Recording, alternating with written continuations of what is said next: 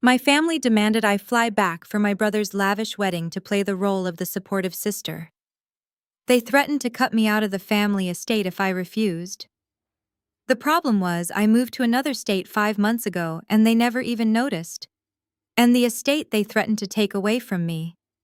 They had secretly mortgaged it using my social security number. When my mother made her final threat, I said just one sentence that made her blood run cold. I am Madeline, 33 years old, and I uncover financial lies for a living. Yet the biggest fraud I ever encountered was my own family. As a forensic accountant, I spend my days tracking down hidden assets and corporate embezzlement. I am used to dealing with professional liars, but nobody could lie quite like my mother, Barbara. It was a bright Tuesday morning in Austin, Texas. I was sitting at the kitchen island of my new high-rise condo, sipping espresso and reviewing a complex audit report on my dual monitors. Sunlight flooded the room, a stark contrast to the dark, damp basement I used to live in back in Illinois. My phone buzzed on the granite countertop. The caller ID flashed my mother's name. I had not heard from her in 5 months. I pressed accept and put her on speaker. "Madeline, you need to be in Illinois by Thursday evening," Barbara barked. There was no hello. There was no asking how I was doing. Her voice was sharp and commanding, just like it had been my entire life. "Jason is getting married this Saturday at the country club. The rehearsal dinner is Friday. You need to go buy a decent dress. Do not embarrass us by showing up in your usual cheap clothes. His fiancée has a very wealthy family from Atlanta, and we need to look flawless. You will stand there, you will smile, and you will play the proud sister. Do you understand me?" I leaned back in my leather chair. I listened to the hum of the air conditioner and the distant traffic of downtown Austin.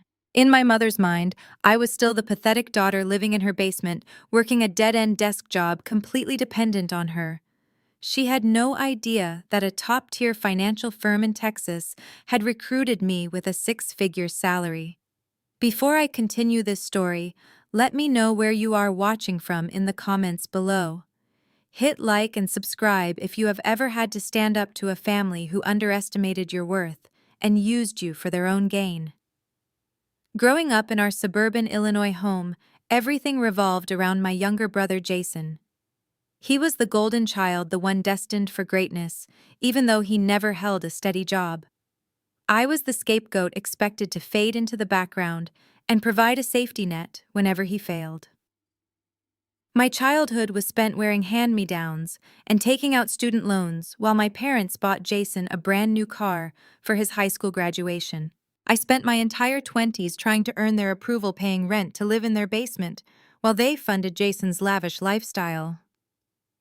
I took a deep breath staring at the Texas skyline. "Mother," I said calmly, "I cannot be in Illinois by Thursday. I do not live in Illinois anymore. I moved out of your basement 5 months ago. I live in Texas now." Complete silence fell over the line. It was a heavy, suffocating silence. For 5 whole months, 150 days, my parents had not even noticed I was gone. They never checked the basement. They never noticed my car was missing from the driveway. They never sent a single text message to see if I was alive. The only reason my mother was calling me now was because she needed a prop for her perfect family portrait. "What are you talking about?" Barbara finally stammered. Her voice trembled not out of concern for my well-being, but out of sheer panic that she was losing control over her favorite punching bag. "You moved to Texas. Who gave you permission to do that? How are you even paying for a place? You know what? I do not care. You need to book a flight right now. Jason is your brother. He is the pride of this family, and you owe it to him to be there. The bride's family expects to see a united front." "I am not coming," I replied. My voice was steady, completely devoid of the fear I used to feel around her. "If you do not get on a plane and show up to this wedding," Barbara screamed, the volume making the phone speaker crackle, "your father and I will write you out of the will. We will disinherit you from the family estate. You will not get a single dime from us ever again." I could not help but laugh. It was a genuine, relaxed laugh that seemed to echo through my spacious condo. My mother was trying to use her ultimate weapon, the same threat she had used to control me for a decade. But she did not realize that as a forensic accountant, I had already done my research. You mean the family estate that currently has a $1.2 million mortgage on it? I asked cheerfully. The same mortgage you and Dad took out 3 years ago by secretly using my social security number to secure the loan. The silence returned, but this time it was the sound of a predator stepping directly into a steel trap. I am not coming to the wedding, Mother, I continued, keeping my tone perfectly polite. But my lawyer will be in touch with you by Monday morning regarding the identity theft. Enjoy the rehearsal dinner. I ended the call and blocked her number. I picked up my espresso, the warm mug comforting in my hands.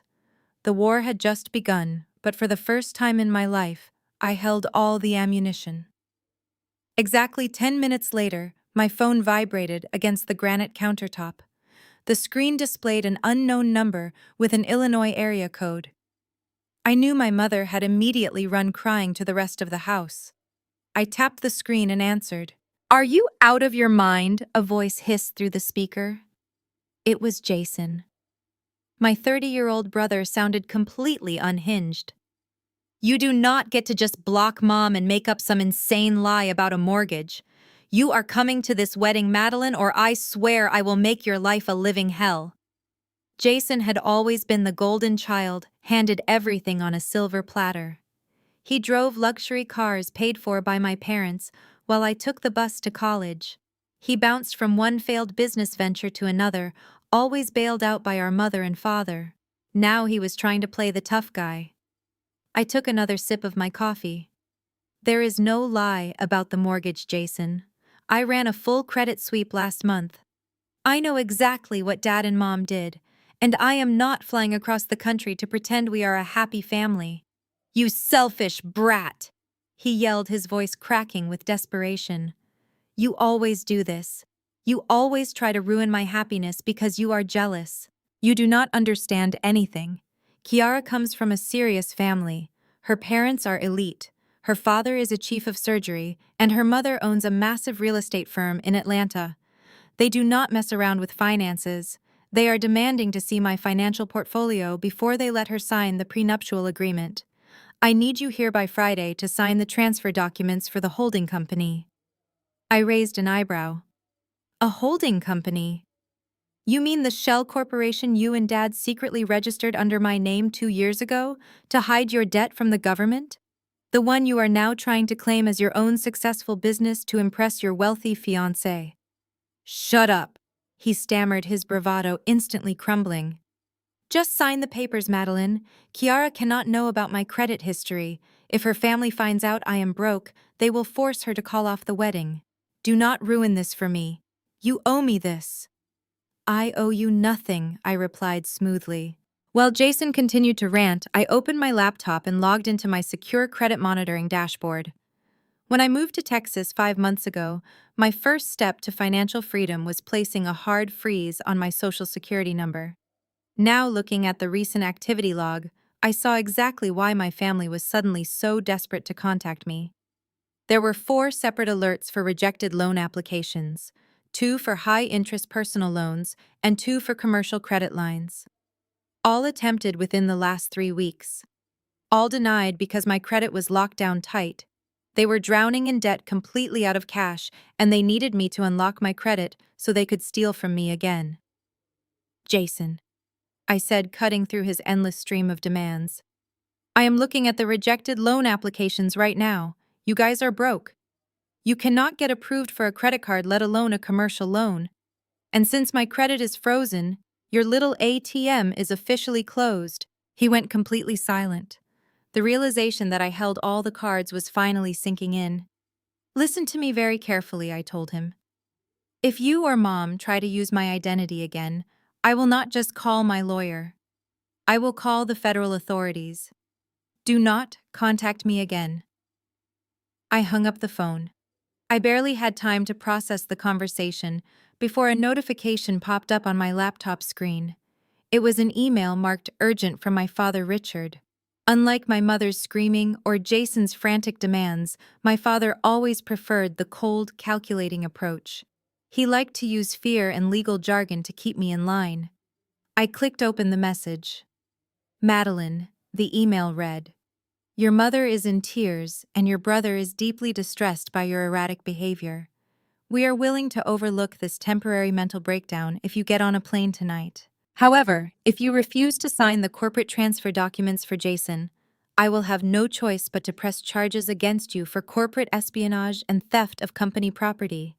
You are bound by family loyalty and legal obligations. Do not force my hand. It was a classic gaslighting tactic. He wanted me to believe I was the one committing a crime by refusing to let them steal my identity. In the past, an email like this would have sent me into a panic attack. I would have apologized, booked a flight, and done whatever they asked just to keep the peace. But I was not that scared girl in the basement anymore. I did not write a long, emotional paragraph defending myself. I did not try to explain how much they had hurt me. Instead, I clicked reply and attached a single high-resolution photograph. It was a picture of an official summons from the Internal Revenue Service regarding suspected tax fraud and undisclosed assets. I had anonymously forwarded their shell company records to the IRS a month ago, knowing their sloppy accounting would trigger an immediate audit. I hit send. Let them deal with the federal government while trying to plan a luxury wedding. I closed my laptop and finally felt a sense of peace that had evaded me for 33 years. The next morning, I woke up feeling refreshed.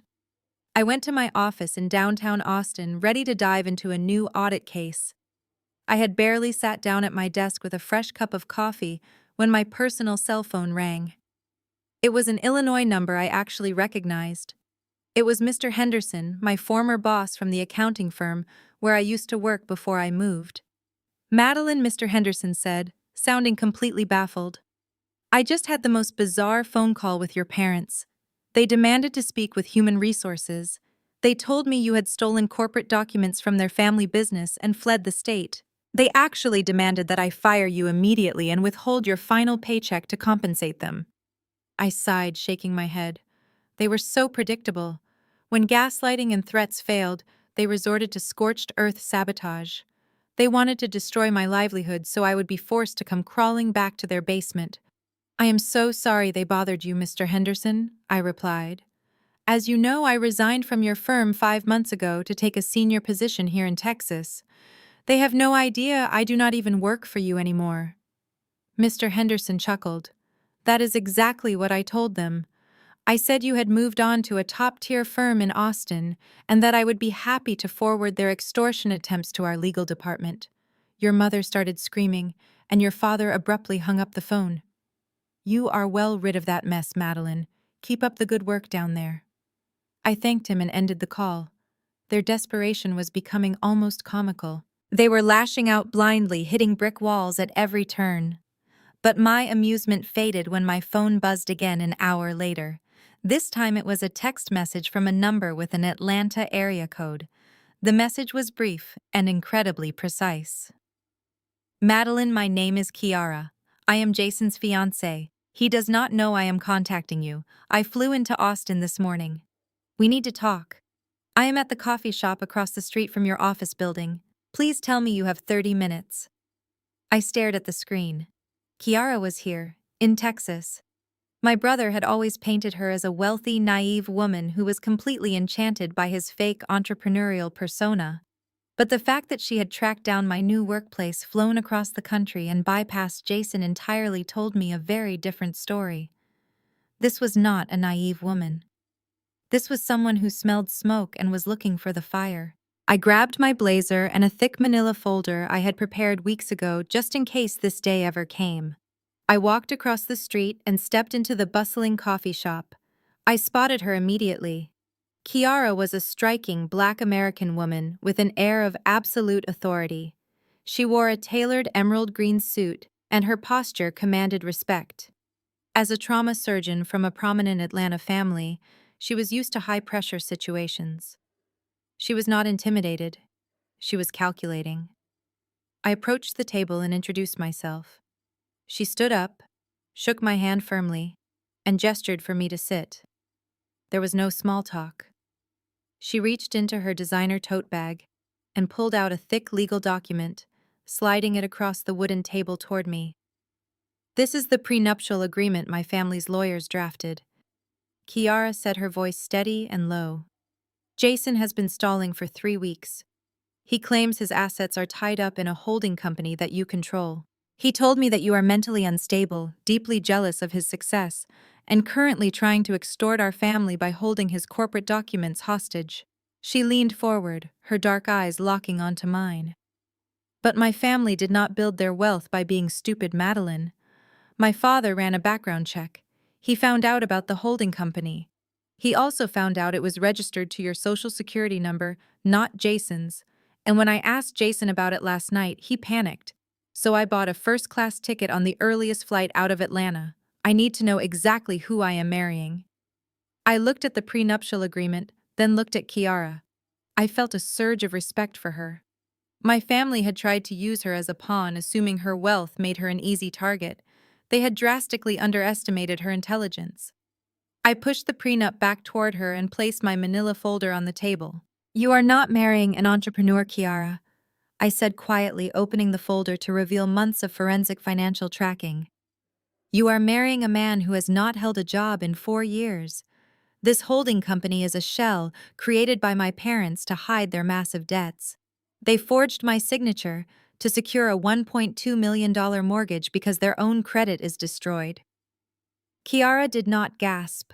She did not cry. She simply put on her reading glasses and began flipping through the bank statements, the forged loan applications, and the credit rejection letters I had printed out. She read through the evidence with the clinical precision of a surgeon examining an X-ray. For nearly 10 minutes, the only sound between us was the rustling of paper and the ambient hum of the coffee shop. Kiara did not gasp. She did not ask defensive questions. She simply absorbed the reality of the financial crimes my family had committed. Exactly 10 minutes later, the silence was shattered by my cell phone buzzing violently against the wooden table. I glanced at the screen. It was Jason. Again. I looked at Kiara and tilted my phone so she could see the caller ID. "The golden child himself," I murmured. "Answer it," Kiara instructed, her voice dangerously calm. "Put him on speaker." I swiped the screen and tapped the speaker icon, setting the phone down between us. Jason did not even wait for me to say hello. He launched straight into a hysterical tirade. "Are you completely insane?" Jason screamed, his voice cracking with panic. "Dad just told me you sent him a picture of an IRS audit summons. Tell me that is a fake document, Madeline. Tell me you did not actually report the holding company to the federal government. You are trying to destroy my life over a stupid grudge." I glanced at Kiara. She was leaning back in her chair, her arms crossed, her expression unreadable. I kept my voice perfectly level. "It is not a grudge, Jason. It is my social security number. You and Dad committed identity theft. I am just protecting my own credit." "You do not need credit." He spat back, the viciousness in his tone echoing the way he had spoken to me since childhood. "You sit in a cubicle all day. I am building an empire. But you are ruining everything. Kiara's parents are insane, Madeline. They are demanding hard proof of my assets by 5 o'clock today for their ironclad prenuptial agreement. Her father is threatening to pull the funding for the entire wedding if I do not provide the corporate documents." Kiara's jaw tightened. She picked up her coffee cup but did not drink from it. Jason continued his frantic rant, completely unaware that his wealthy, sophisticated fiancée was listening to every single pathetic word. "I desperately need you to sign the transfer documents for the shell company right now," he pleaded, his anger suddenly turning into a whiny, manipulative beg. "Just formally sign the papers making me the sole owner. I will figure out the IRS thing later. I just need to show Kiara's dad that I have millions in corporate assets so they back off. If they find out I am broke, Kiara will leave me. You know how superficial she and her family are. They only care about money." Kiara gently placed her coffee cup back onto its saucer. The quiet clink of the porcelain sounded incredibly loud to me. So I said, choosing my words carefully, You want me to officially transfer a fraudulent company into your name, committing federal fraud in the process just so you can lie to your fiancée and her family about being wealthy? Yes, Jason yelled, completely missing the trap I had laid out for him. It is not a big deal. Everyone exaggerates their wealth to impress the in-laws. Just do this one thing for me, Madeline. If you sign the papers, Mom says she will forgive you and let you come to the rehearsal dinner tomorrow night. You can even be in the family photos. Just send the documents. I did not answer. Instead, I looked at Kiara and gave her a slight nod. The floor was hers. Kiara leaned closer to the phone. Her voice was smooth, chillingly polite, and carried the undeniable authority of a woman who held people's lives in her hands every day in the operating room. "Hello, Jason," Kiara said. There was a sudden, deafening silence on the other end of the line. The background noise of Jason pacing around his bedroom seemed to vanish entirely. Jason choked out. The sound of his own name seemed to get stuck in his throat. "What? Why are you on Madeline's phone? Are you in Texas?" "I am," Kiara replied casually. "I decided to take a quick flight to meet your sister. We are having a lovely coffee together. And do not worry about the prenuptial agreement anymore, Jason. My superficial family and I no longer need you to prove your assets. Madeline has already provided me with a very comprehensive overview of your financial portfolio, including the rejected loan applications and the IRS summons." "Kiara, baby, listen to me," Jason begged, his voice dropping to a frantic, breathless whisper. "Whatever she showed you is a lie. She fabricated all of it. She is deeply unwell. I can explain everything when you get back. Do not call me baby." Kiara snapped, her polite facade dropping instantly. "And do not ever insult my intelligence again. I am looking at bank statements with forged signatures. I just listened to you beg your sister to commit fraud. You are a broke, unemployed con artist who tried to target my trust fund." "Please," Jason sobbed. "I love you. I will see you at the rehearsal dinner tomorrow night," Kiara said coldly. "I expect you to be wearing your best suit." She reached across the table and tapped the red button ending the call. The silence that followed was heavy, but immensely satisfying. Jason's entire world had just collapsed in the span of 3 minutes. Kiara looked at me, her eyes completely devoid of the heartbreak one might expect from a woman whose wedding had just been exposed as a scam. Instead, she looked energized. She looked ready for war. "So," Kiara said, sliding the fraudulent bank statements back into the manila folder, "your mother invited you to the rehearsal dinner. I think it would be incredibly rude of us not to attend. I already have a first-class ticket back to Chicago. I am buying you one right now. We have a show to put on." Kiara pulled out her sleek platinum card to book the flight. While she handled the logistics on her phone, I knew we needed more than just the physical documents I had printed. We needed real-time ammunition. I opened my laptop right there in the coffee shop, connecting to my secure personal hotspot. Instead of arguing further with my family over text messages, I wanted to show Kiara the exact depth of their desperation. I detailed my process to her. 5 months ago, the day I packed my bags in secret, I knew my parents would eventually drain their own accounts and come looking for mine. As a forensic accountant, I initiated a comprehensive lockdown. I placed a hard freeze on my Social Security number across all major bureaus. I set up advanced fraud alerts requiring biometric verification. I even filed a preemptive identity theft report with the Federal Trade Commission, citing past suspicious activity. Kiara watched with intense focus as I navigated through the encrypted portals. I explained that a standard credit freeze stops basic credit cards, but my parents were aiming higher. They were trying to secure commercial funding using the fraudulent shell corporation they had attached to my name. They needed massive amounts of cash to keep up their facade. I logged into my central monitoring dashboard. The screen populated with red flags. "Look at this," I told Kiara, turning the laptop so she could see. The system updated in real time. We watched as a fresh alert popped up, time-stamped, just 20 minutes ago. It was a rejection notification from a predatory high-interest lending firm. This makes 4 recent applications I explained. 2 weeks ago, my father tried to take out a $50,000 personal loan. Denied. Last week, my mother attempted to open a massive line of credit, likely to pay for the rehearsal dinner. Denied. Yesterday, Jason tried to finance a luxury car lease. Denied. And now this high-risk lender. They are financially drowning. They have exhausted legitimate banks, scraping the bottom of the barrel with loan sharks. Kiara studied the screen, her expression hardening. They are completely cornered, she observed astutely. That is why Jason is so desperate for you to sign over the holding company.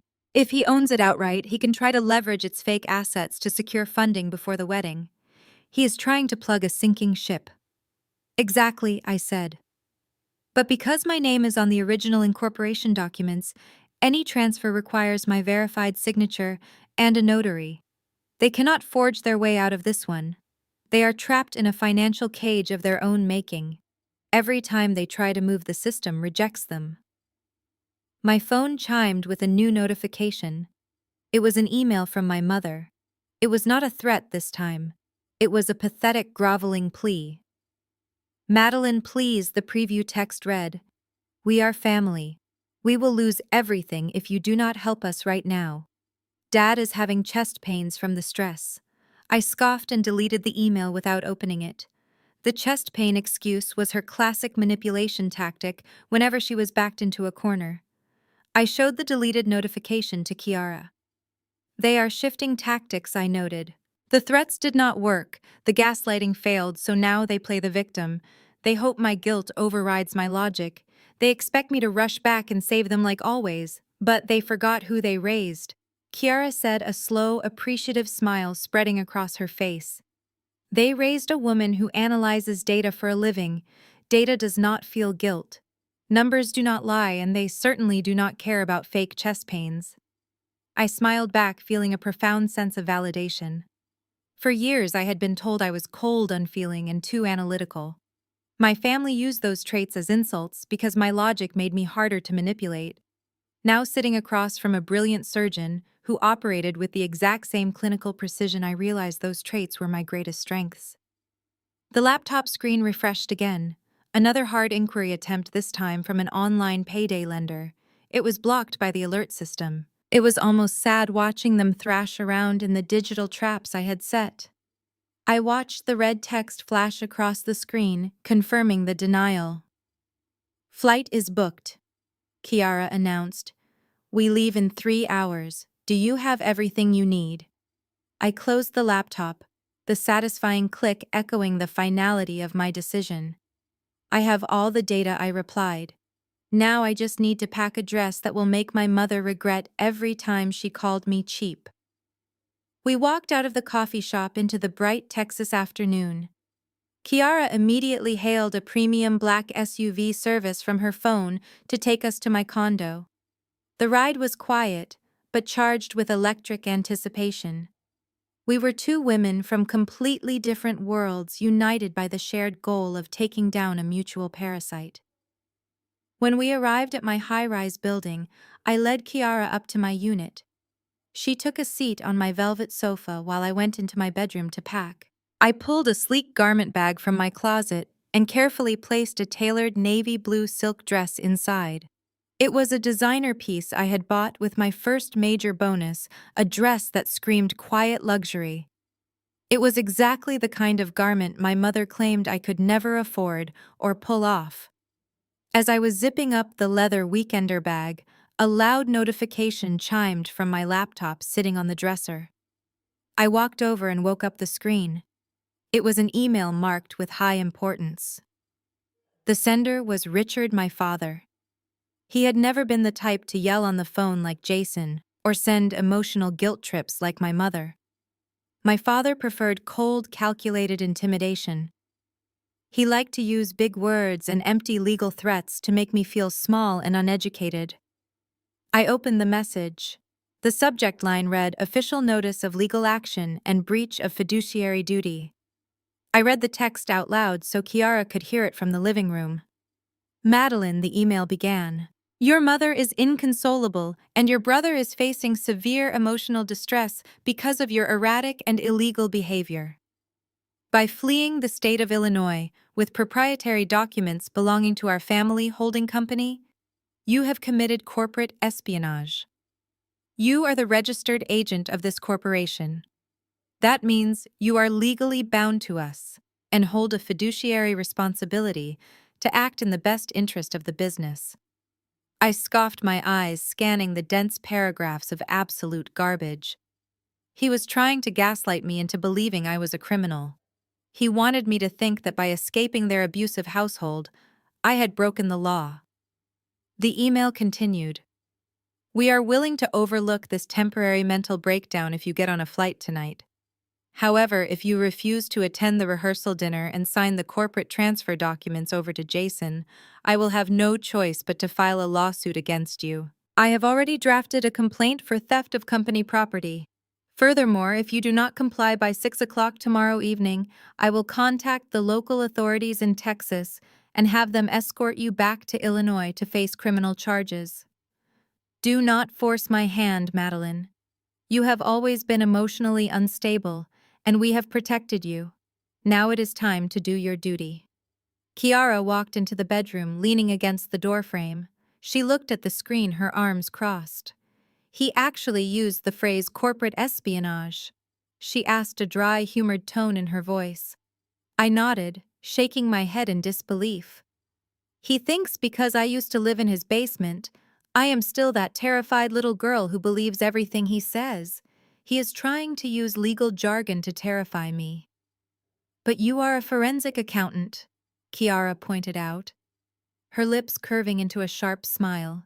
You literally investigate corporate fraud for federal cases. Does he really think you do not know the law? That is the craziest part, I replied, turning away from the laptop. He knows what I do for a living. But in his mind, my career is just a cute little hobby. He genuinely believes he is smarter than me. He thinks he can throw around words like fiduciary duty and make me panic. But the reality is, you cannot be held to a fiduciary duty for a shell corporation that was created using a forged signature to secure fraudulent loans. If he actually calls the police, the only people getting arrested are him and my mother. He is completely gaslighting you, Kiara said, her voice firm. He is projecting his own crimes onto you to make you feel like the guilty party. It is a classic manipulation tactic. My father deals with men like him in the real estate business all the time. They bark loudly because they have absolutely no bite. I looked at the email one last time, feeling zero fear inside my chest today. There was only pure clinical satisfaction. My father had just put his illegal threats in writing, providing me with even more hard evidence of his desperate extortion attempts. I smiled broadly and packed my heavy laptop away.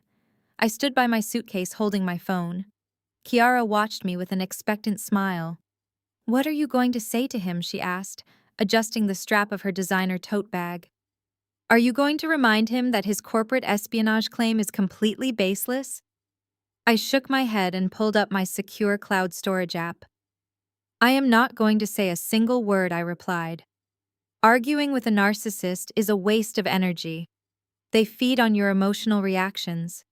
They want you to write paragraphs of defense so they can twist your words. I am just going to give him a reality check. I scrolled through my encrypted files until I found a specific document I had saved exactly 3 weeks ago. When I first discovered the fraudulent holding company attached to my Social Security number, I did not just freeze my credit. As a financial auditor, I have a legal obligation to report suspected tax fraud.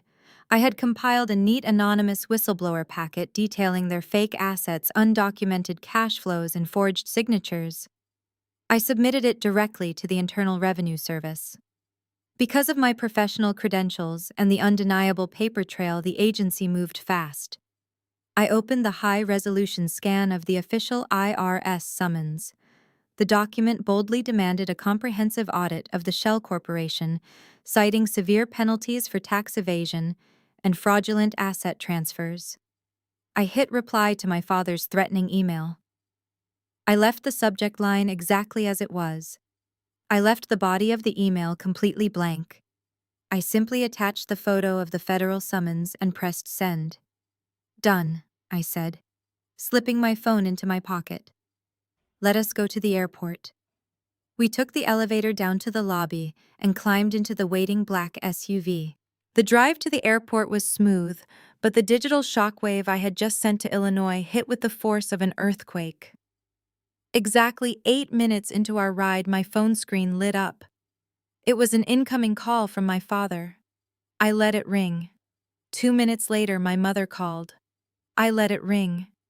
Then came the text messages, a frantic, rapid-fire barrage of sheer panic. Madeline, please pick up the phone, read the first text from my father. His formal, intimidating legal tone had completely vanished. The second text arrived seconds later. Is this real? Did you actually send this to the government? We can fix this internally. Please do not ruin the family. Kiara leaned over, reading the messages off my screen. She let out a sharp, genuine laugh. Look at how quickly the mighty falls, she noted. 10 minutes ago he was threatening to have you arrested for corporate espionage. Now he is begging you not to ruin the family. Men like him are entirely predictable. They use fear to control you. But the second they face a predator bigger than themselves, they crumble. And there is no predator bigger than the IRS, I added, watching another missed call notification pop up. We arrived at the airport and navigated through the premium security lane. Kiara had booked us access to the first-class lounge. We settled into plush leather chairs in a quiet corner, ordering sparkling water and waiting for our flight to Chicago. My phone buzzed with a new voicemail alert. It was a joint message from both of my parents. I placed the phone on the glass coffee table between us and hit play on speaker. Madeline. My father's voice trembled as he spoke. Listen to me very carefully. You need to call the IRS and tell them you made a mistake. Tell them you were confused about the accounting. If they audit that holding company, they will see the loans. They will see the forged signatures. Your mother and I could face federal prison time. In the background, I could hear Barbara sobbing hysterically. Madeline, you cannot do this to us, she wailed into the receiver. Jason's wedding is in 2 days. If the bride's family finds out we are under federal investigation, the entire wedding is ruined. You are destroying your brother's life over a stupid misunderstanding. Please call us back right now. We will do anything you want. The voicemail ended, leaving a stark silence at our table. I looked at Kiara. She was sipping her sparkling water, her face a mask of absolute calm. Are they really foolish enough to think you can just call the federal government and cancel an audit by saying, "Oops"? Kiara asked, raising a perfectly arched eyebrow. They are desperate, I replied, switching my phone to airplane mode. And desperate people lose all sense of logic. They spent my entire life relying on my silence to cover their mistakes. Let them panic. We have a rehearsal dinner to attend tomorrow. We boarded our flight to Chicago shortly after. Settling into the spacious first-class seats, I connected my laptop to the in-flight internet. Kiara ordered 2 glasses of champagne to celebrate our incoming victory. I opened my email inbox to do a quick sweep of my professional accounts before we landed. The moment the screen refreshed, a cascade of notifications flooded my screen. My parents had officially launched their Scorched Earth campaign. Since their legal threats and emotional manipulation failed, they decided to attack my career. They assumed destroying my professional reputation would force me to crawl back to their basement. There was a forwarded email thread from the Human Resources Department of my former accounting firm in Illinois. My father had escalated the situation to an unhinged level. He drafted a frantic email and blindly copied every senior partner, manager, and director at the Illinois firm. I clicked open the thread. The subject line was capitalized and screamed, "Urgent ethics complaint regarding Madeline." I read the body of the email and had to take a sip of champagne to keep from laughing out loud. My father accused me of being a disgruntled former employee of his highly successful family enterprise. He claimed I had embezzled funds, stolen proprietary trade secrets, and suffered a complete psychological breakdown. He demanded that the firm immediately terminate my employment, revoke my accounting credentials, and seize my final paychecks to compensate him for his imaginary losses. He even threatened to sue the firm for harboring a corporate spy if they did not comply. Kiara leaned over, reading the screen. He actually sent this to the managing partners, she asked in utter disbelief. He is trying to character assassinate you to an entire corporate office. He is trying, I corrected her. But he has no idea how the financial industry works. And more importantly, he has no idea that I do not even work for them anymore. I scrolled down to see the responses. The human resources director of the Illinois firm had replied to my father with a painfully polite, legally bulletproof shutdown. The director informed Richard that I had voluntarily resigned 5 months ago with a flawless performance record to accept a senior auditor position at a prestigious firm in Texas. The director also firmly warned my father that continuing to send defamatory emails to their corporate server would result in a harassment lawsuit filed by their own legal team. My father had essentially screamed into a void, only to have a team of corporate lawyers scream back at him. Richard had taken it one step further. There was another notification in my inbox this time from the Illinois State Board of Accountancy. My mother, Barbara, apparently called the state licensing board in tears, trying to file a grievance to get my certified public accountant license revoked. She told the investigator I was using my financial knowledge to systematically abuse my elderly parents and steal their family home. What my mother failed to realize was that financial investigators require actual proof, not just theatrical sobbing. I had already transferred my primary CPA license to the Texas State Board months ago. Furthermore, because I specialize in forensic accounting, I had preemptively filed a disclosure regarding my family's fraudulent holding company to protect my own professional liability. The state board investigator simply forwarded me a transcript of my mother's hysterical phone call, noting that they had closed the grievance due to lack of evidence and obvious retaliatory motives. They are literally digging their own graves, Kiara noted, taking a delicate sip of her drink. By putting all of these wild accusations in writing, they are just giving you more evidence of their harassment. They are so used to bullying you in private that they think the professional world operates on the same toxic rules. Exactly, I agreed, saving all the emails to my encrypted evidence folder. In our house, whoever screamed the loudest won the argument. My parents think corporate America and state licensing boards care about their temper tantrums. They thought they could snap their fingers and leave me destitute. Instead, they just embarrassed themselves in front of dozens of high-level financial executives. I closed my laptop and looked out the airplane window at the clouds below. Their desperate sabotage attempts only proved one thing. The IRS summons had terrified them to their core. They knew their financial house of cards was collapsing, and they were lashing out blindly trying to take me down with them. But I was flying securely above their reach. We landed at O'Hare International Airport exactly on time. The crisp Chicago evening air hit us as we stepped into another waiting luxury vehicle. It was time to get dressed for the rehearsal dinner. The luxury vehicle pulled up to the entrance of the Waldorf Astoria in Chicago. Kiara booked us a 2-bedroom penthouse suite overlooking the glittering city skyline. Walking through the gilded lobby, the contrast between her genuine wealth and my family's facade became obvious. My parents were drowning in high-interest debt just to afford a country club for tomorrow, while Kiara swiped her black card for a suite. We rode the private elevator up to the top floor. Once inside, I walked over to the floor-to-ceiling windows. It felt surreal to be back in Illinois, standing beside the woman my brother thought he could easily manipulate. I turned to Kiara, who was carefully unpacking her designer garment bags. I still do not understand how you found me in Texas, I admitted.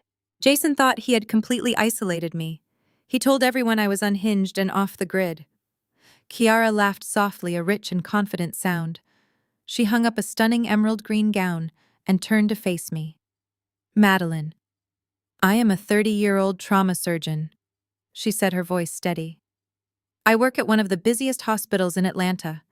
Did your brother seriously think I was just going to blindly sign my life away to a man whose financial documents looked like they were printed in a basement?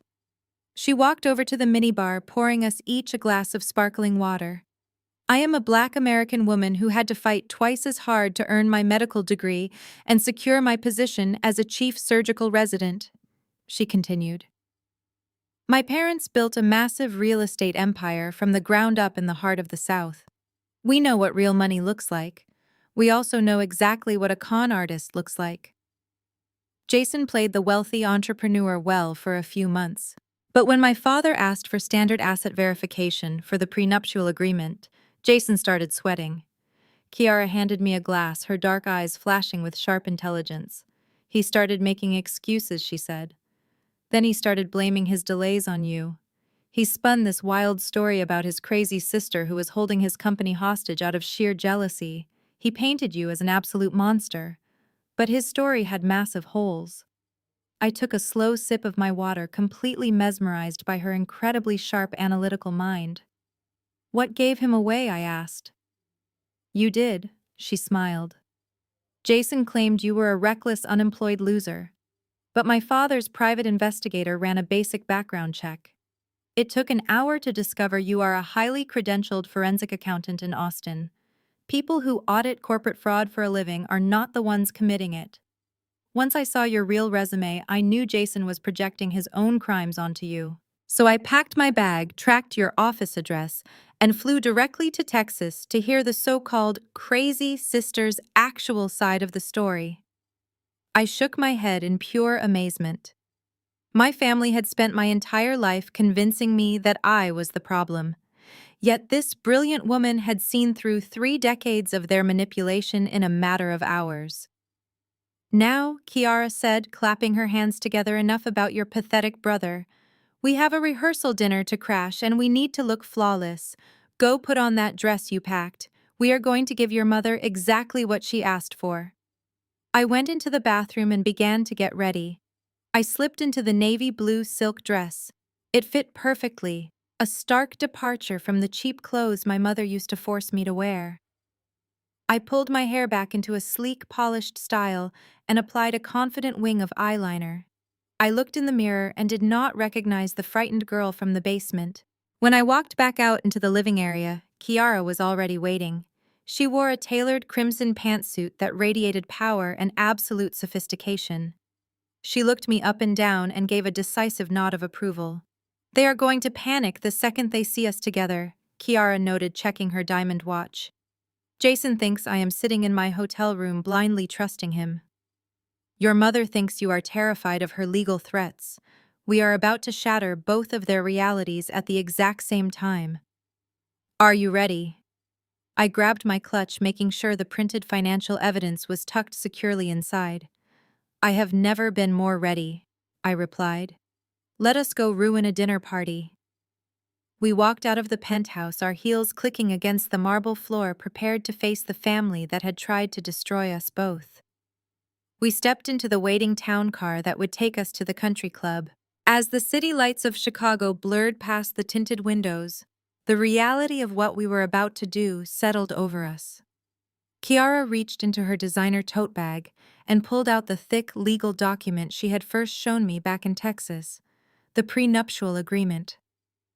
Even though we had already established Jason was a fraud, she wanted to go over the specific mechanics of his deception one last time before we faced him in public. I need you to see exactly what he tried to slip past my family lawyers, Kiara said, her voice dropping to a sharp professional register. She slid the document across the leather seat toward me. Turn to page 14. Look at the Asset Declaration Addendum. I switched on the overhead reading light and flipped through the heavy parchment paper. There, listed under Jason's premarital assets, was the fraudulent holding company my parents had created using my identity. But it was not just listed as a business. He had attached a fabricated valuation report claiming the company held over $2 million in liquid capital. He used this fake valuation to demand a matching clause in the prenup. If they divorced, he wanted a guaranteed payout equal to his supposed corporate net worth. He was literally trying to use your stolen identity to scam my family out of $2 million, Kiara explained, her eyes fixed on mine. But the financial fraud is not even the worst part, Madeline. It is the story he spun to justify why his name was not on the incorporation papers yet. He sat in my parents' living room, looked my father in the eye, and told the most horrific lies about you. I kept my eyes on the document but braced myself. What exactly did he say? Kiara leaned back against the leather seat, crossing her arms. He claimed you were mentally unstable. He told us you suffered a severe psychological breakdown during college, and that my parents, meaning your parents, had spent their entire life savings paying for your private rehabilitation.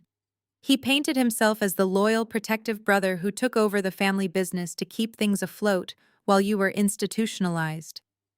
I felt a cold knot form in my stomach. Institutionalized. The sheer audacity of the lie was breathtaking. I had worked 2 jobs through college to pay my own tuition because my parents refused to help me, funneling all their money into Jason's failed startups instead.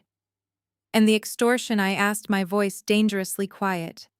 How did he explain my refusal to sign the company over? He said you relapsed. Kiara continued, her tone completely clinical, analyzing the lies like a medical chart. He told my family that you became deeply jealous of his upcoming wedding and success. He claimed you hacked into the corporate registry, illegally, added your name to the holding company documents, and were now holding his assets hostage. He said you were demanding $1 million ransom to sign the rights back over to him. He actually cried, Madeline. He shed real tears and called you a tragic, broken woman who was trying to destroy the family out of spite. I closed the prenuptial agreement and handed it back to her. The manipulation was so deep, so expertly crafted, that it made my skin crawl. They did not just want to steal my credit. They wanted to entirely erase my credibility as a human being. If anyone ever found out about the fraud, Jason had already laid the groundwork to make me look like a delusional, vengeful criminal. But he made one critical mistake, Kiara said, tapping her manicured finger against the window.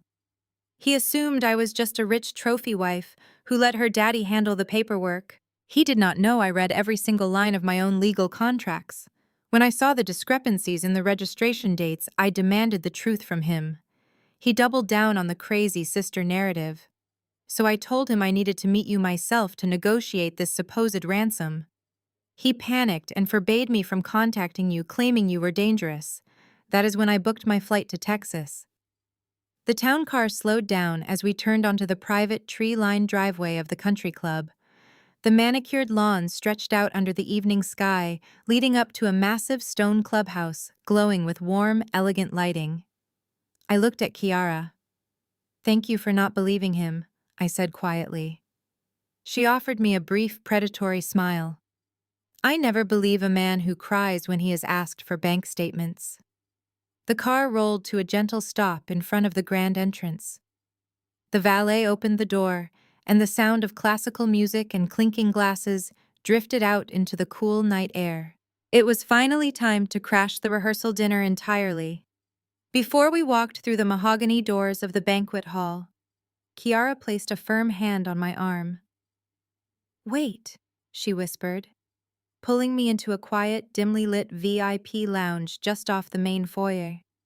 "Before we go in there and detonate this bomb, I need to see the rest of it. You said he was unemployed. You said they forged your signature. Show me the receipts, Madeline. I need the absolute, undeniable proof right now." I nodded. This was the moment of absolute clarity. I opened my designer clutch and pulled out the manila folder I had painstakingly assembled. It was a mountain of undeniable forensic evidence condensed into a few devastating pages. I walked over to the polished oak coffee table and laid the documents out under the warm glow of the chandelier. "Let us start with the illusion of his wealth," I said, sliding a highlighted bank statement toward her. "Jason told your family he is the chief executive officer of a consulting firm. This is his actual personal checking account. As of yesterday morning, his available balance is $42.15. He has not deposited a legitimate corporate paycheck in 4 years." Kiara leaned over, her sharp eyes scanning the rows of overdraft fees and desperate small dollar cash transfers from my mother's personal account. The consulting firm he claims to run was administratively dissolved by the state 3 years ago for failure to file annual reports. I continued placing the dissolution notice right next to the bank statement.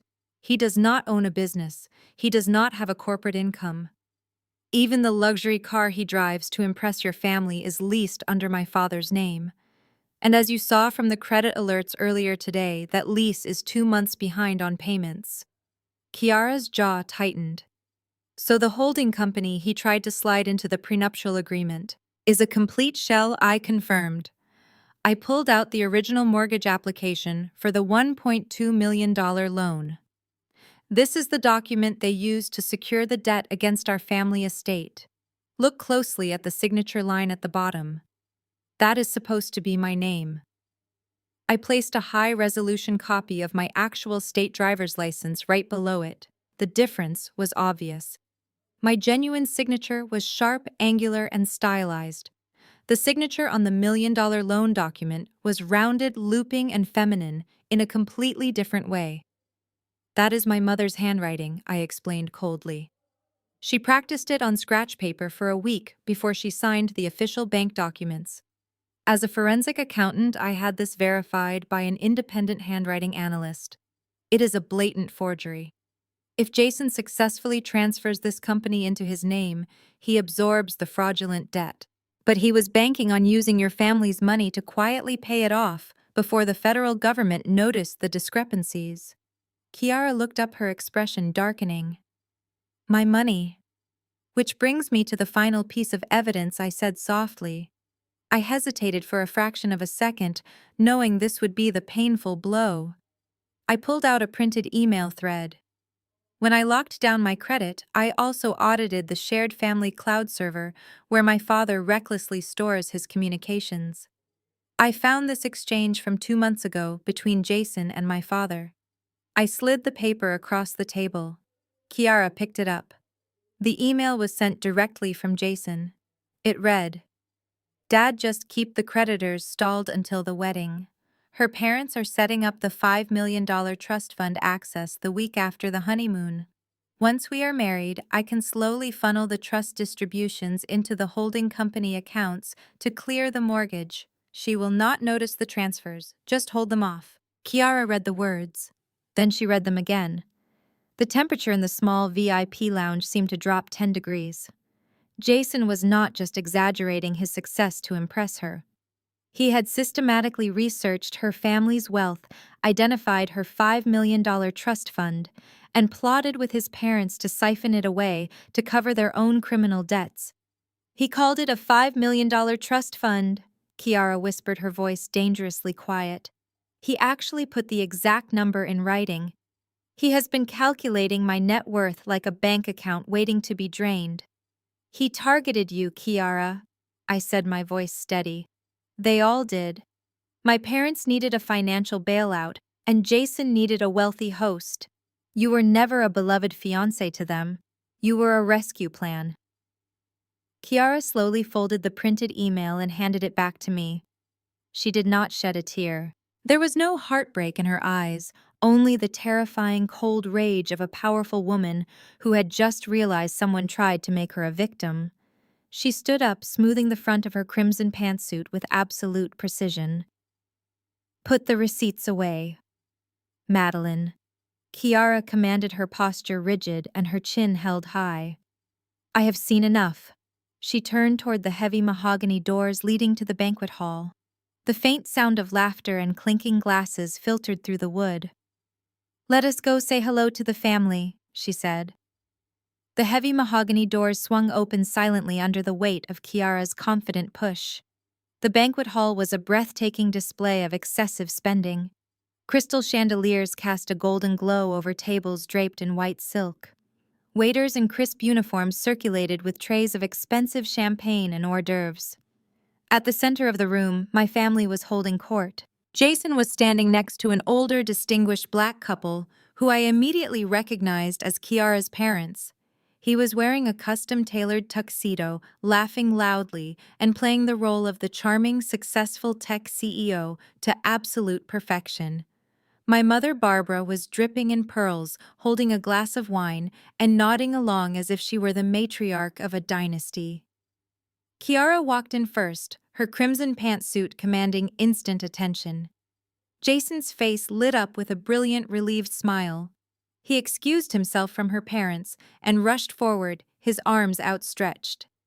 "Kiara, baby, you made it!" he exclaimed, entirely oblivious to the storm he had just invited into the room. "I was so worried when you said you had to take a quick business trip." Kiara did not step into his embrace. She stopped just out of his reach, offering him a smile that did not meet her eyes. "I told you I was going to Texas to finalize an important contract, Jason," she said smoothly. "And I did. In fact, I brought the primary consultant with me. She has been incredibly helpful in clearing up our financial portfolio." Kiara stepped aside and I walked through the doorway. The reaction was instantaneous. Jason stopped dead in his tracks. The fake charming smile slid off his face so fast he looked physically ill. Across the room, my mother dropped her wine glass. It shattered against the marble floor, the sharp crash silencing the string quartet playing in the corner. My father Richard froze mid-sentence, his face turning an unnatural shade of ash gray. For 5 seconds, the entire room seemed to stop breathing. Then the sheer instinct of a narcissist kicked in. Barbara realized Kiara's wealthy parents were watching the exchange with polite curiosity. She could not afford a public scandal. She plastered on a wide plastic smile, stepped over the broken glass, and hurried toward us. Madeline Barbara cried out, her voice pitched unnaturally high to project across the room. "What a wonderful surprise! We were so worried you would not be able to afford the time off from your little clerical job to join us." She reached out and pulled me into a tight, aggressive hug, digging her manicured nails into my shoulder blade. "What are you doing here?" she hissed directly into my ear, her voice a venomous whisper. "You are going to ruin everything. Get out!"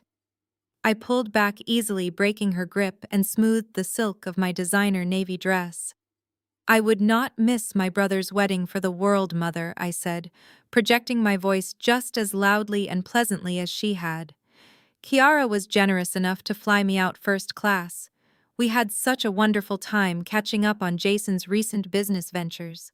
Kiara's parents walked over, looking between the four of us with sharp, observant eyes.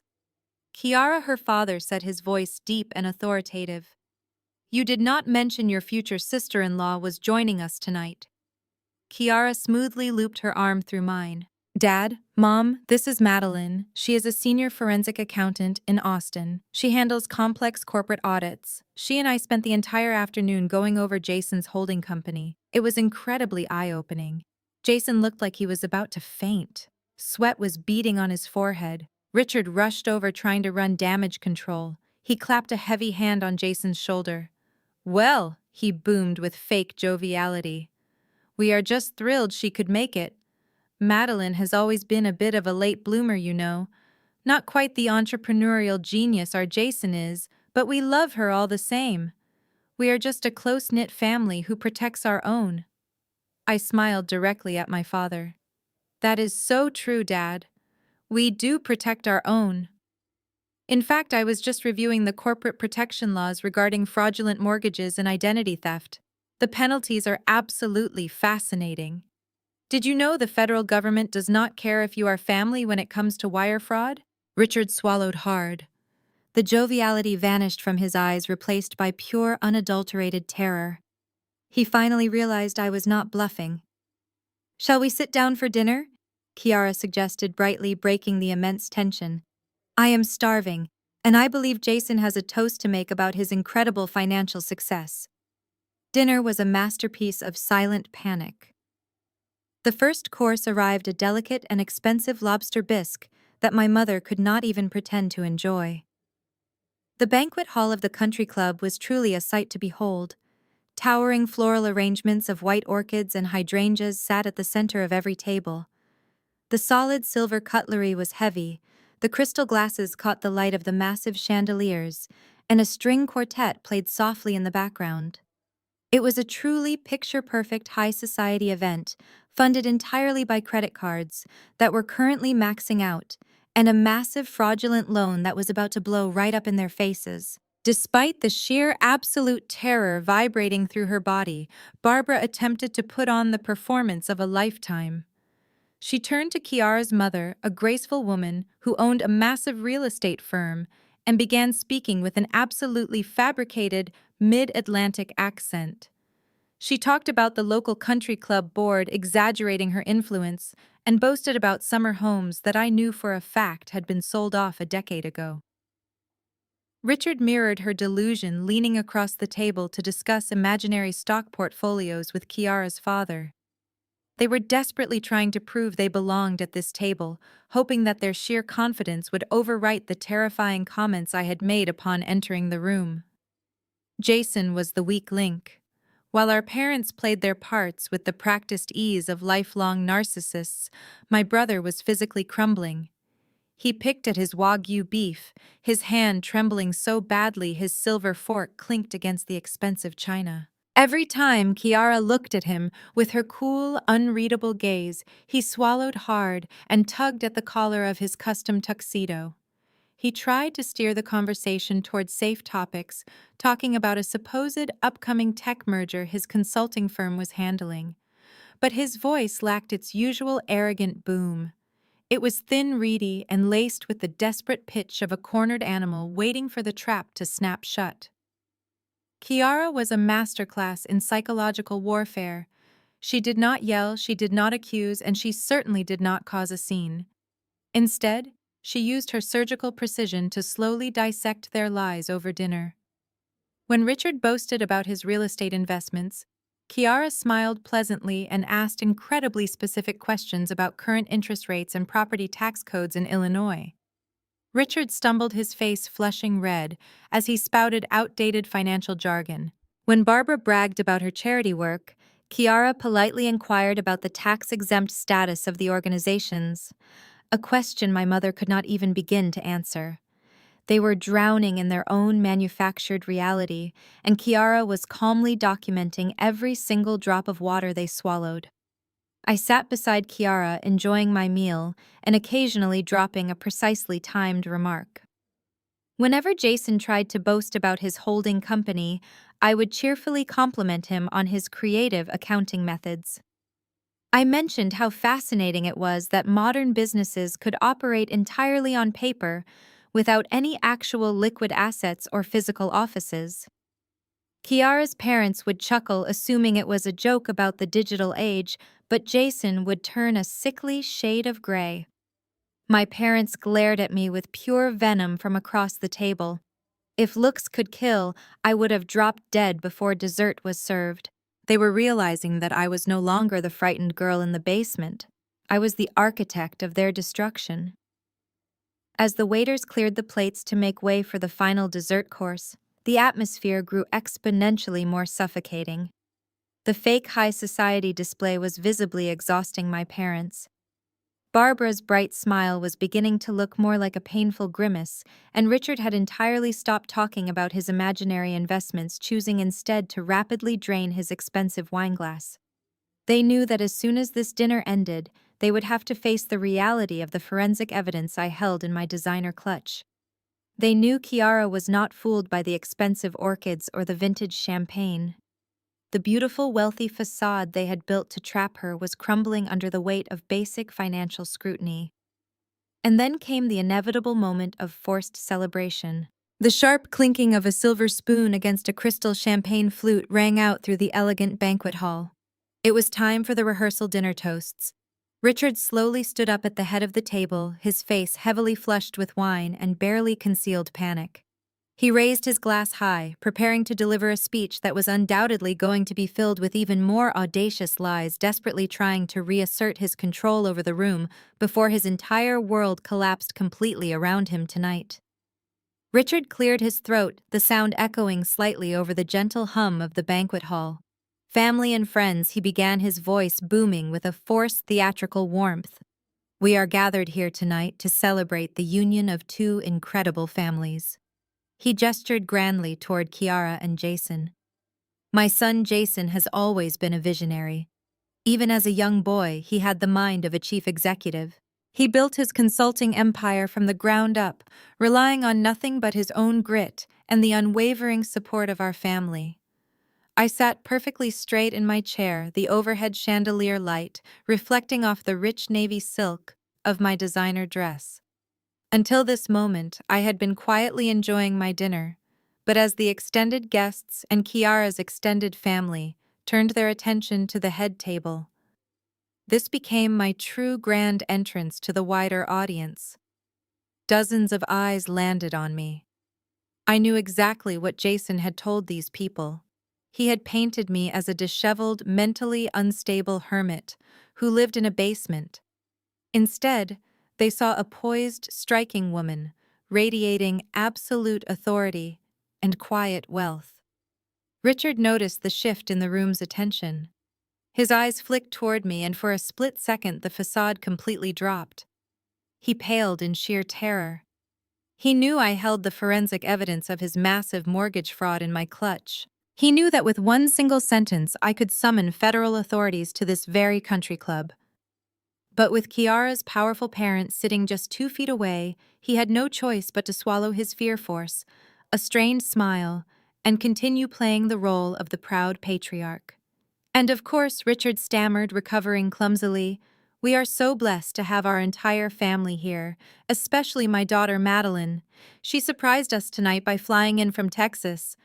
Barbara clapped her hands together, a sharp, frantic sound. She stretched her lips into a painfully wide smile, looking around the table to ensure Kiara's parents were buying the act. "Yes, we are just so thrilled," Barbara chimed in, her voice pitched an octave too high. "Madeline has always been our quiet one. We were not sure if she could handle the travel given her delicate disposition. But family is family, and we always protect our own."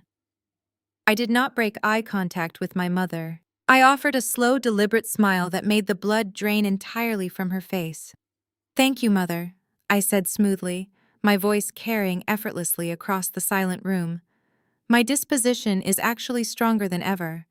Texas has been wonderful for my career. In fact, managing complex corporate fraud investigations has given me a lot of energy. It is amazing what you can accomplish when you finally cut the dead weight out of your financial portfolio." Jason choked on his champagne. He coughed violently into his napkin, his face turning bright red. Kiara smoothly patted his back, her expression one of polite, detached observation. Her parents exchanged a brief knowing glance. They were seasoned business moguls, and they could smell the panic radiating from my family, like blood in the water. "Well, let us focus on the future," Richard interjected loudly, desperately trying to steer the conversation away from my career in fraud investigation. "Tomorrow, Jason and Kiara will sign their vows. They will merge their lives, their dreams, and their assets. They will build a legacy." He raised his glass higher, his hand visibly shaking. "To Jason and Kiara, may your partnership be as prosperous and unshakable as the foundation of this family." To Jason and Kiara, the guests echoed, raising their crystal flutes. I raised my glass of sparkling water, locking eyes with Jason over the rim. He looked like a man walking to the gallows. He knew the foundation of our family was a forged signature and a $1.2 million debt. He knew his holding company was a mirage, and he knew that the beautiful, wealthy woman sitting next to him was not a naive bride, but a trap snapping shut. As the guests took their sips and the quiet chatter resumed, Barbara leaned over to me under the guise of an affectionate motherly whisper. "If you do not leave right now," she hissed, her teeth completely clenched, "I will have security drag you out." "You are terrified, Madeline." "I know you are. You are just putting on a brave face." I slowly set my tall glass down on the crisp white tablecloth. I turned to face her directly, letting her see the absolute chilling void of fear in my eyes.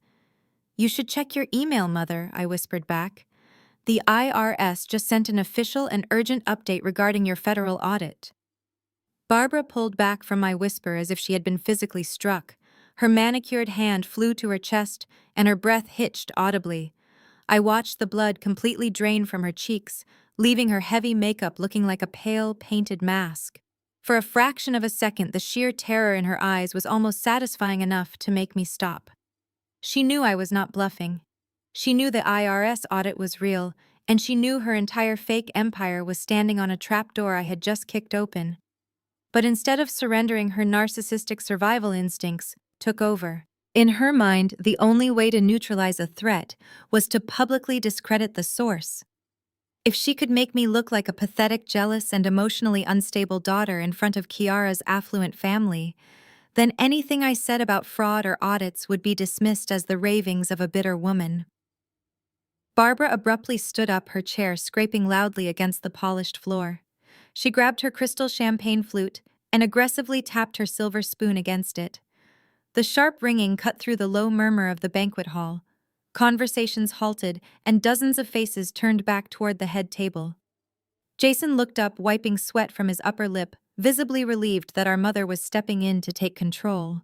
"I would like to say a few words," Barbara announced, her voice trembling slightly before she forced it into a loud, theatrical cadence. She offered a wide, teary-eyed smile to the room, locking eyes specifically with Kiara's parents.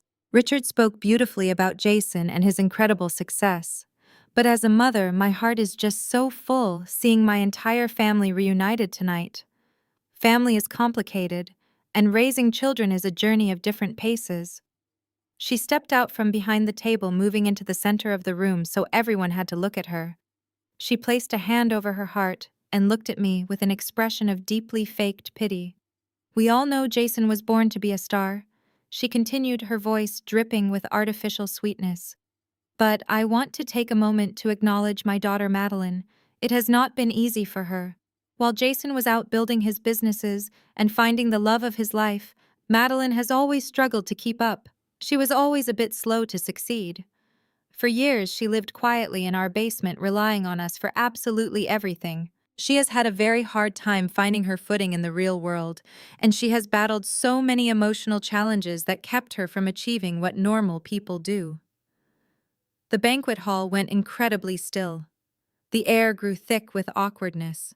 It was a classic narcissist move, deploying a brutal public humiliation disguised as a mother's unconditional love. She was establishing dominance, signaling to Kiara's wealthy family that I was the broken, defective child, a charity case they should pity rather than listen to. But as her mother Barbara said, her voice catching in a fake sob, "I just want everyone to know how proud I am that she managed to get on a plane and be here tonight.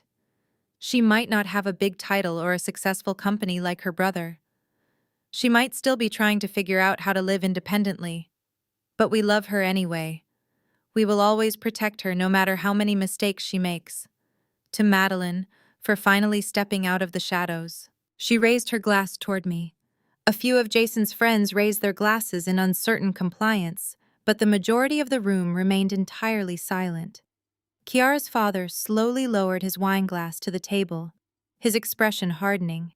As a self-made business mogul, he recognized a toxic corporate takedown when he saw one. Kiara's mother simply stared at Barbara with cold, aristocratic disdain. Jason, however, looked emboldened. The color returned to his face, and he offered me a smug, condescending smile. He actually believed his mother had just successfully neutralized me. He thought the narrative was back in their control. Kiara sat perfectly still beside me. She did not say a word, but I saw a faint, razor-sharp smirk touch the corner of her lips. She was watching my family self-destruct in real time. Years ago, a speech like that would have destroyed me. I would have burst into tears, run to the bathroom, and eventually apologized to them for ruining the evening.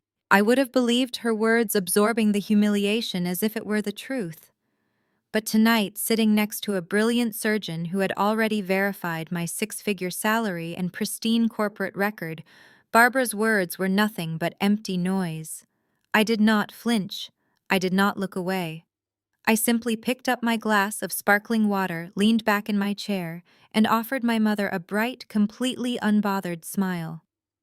I let the awkward silence stretch on, allowing her to stand there in the center of the room, slowly realizing that her ultimate weapon had completely failed to leave a scratch.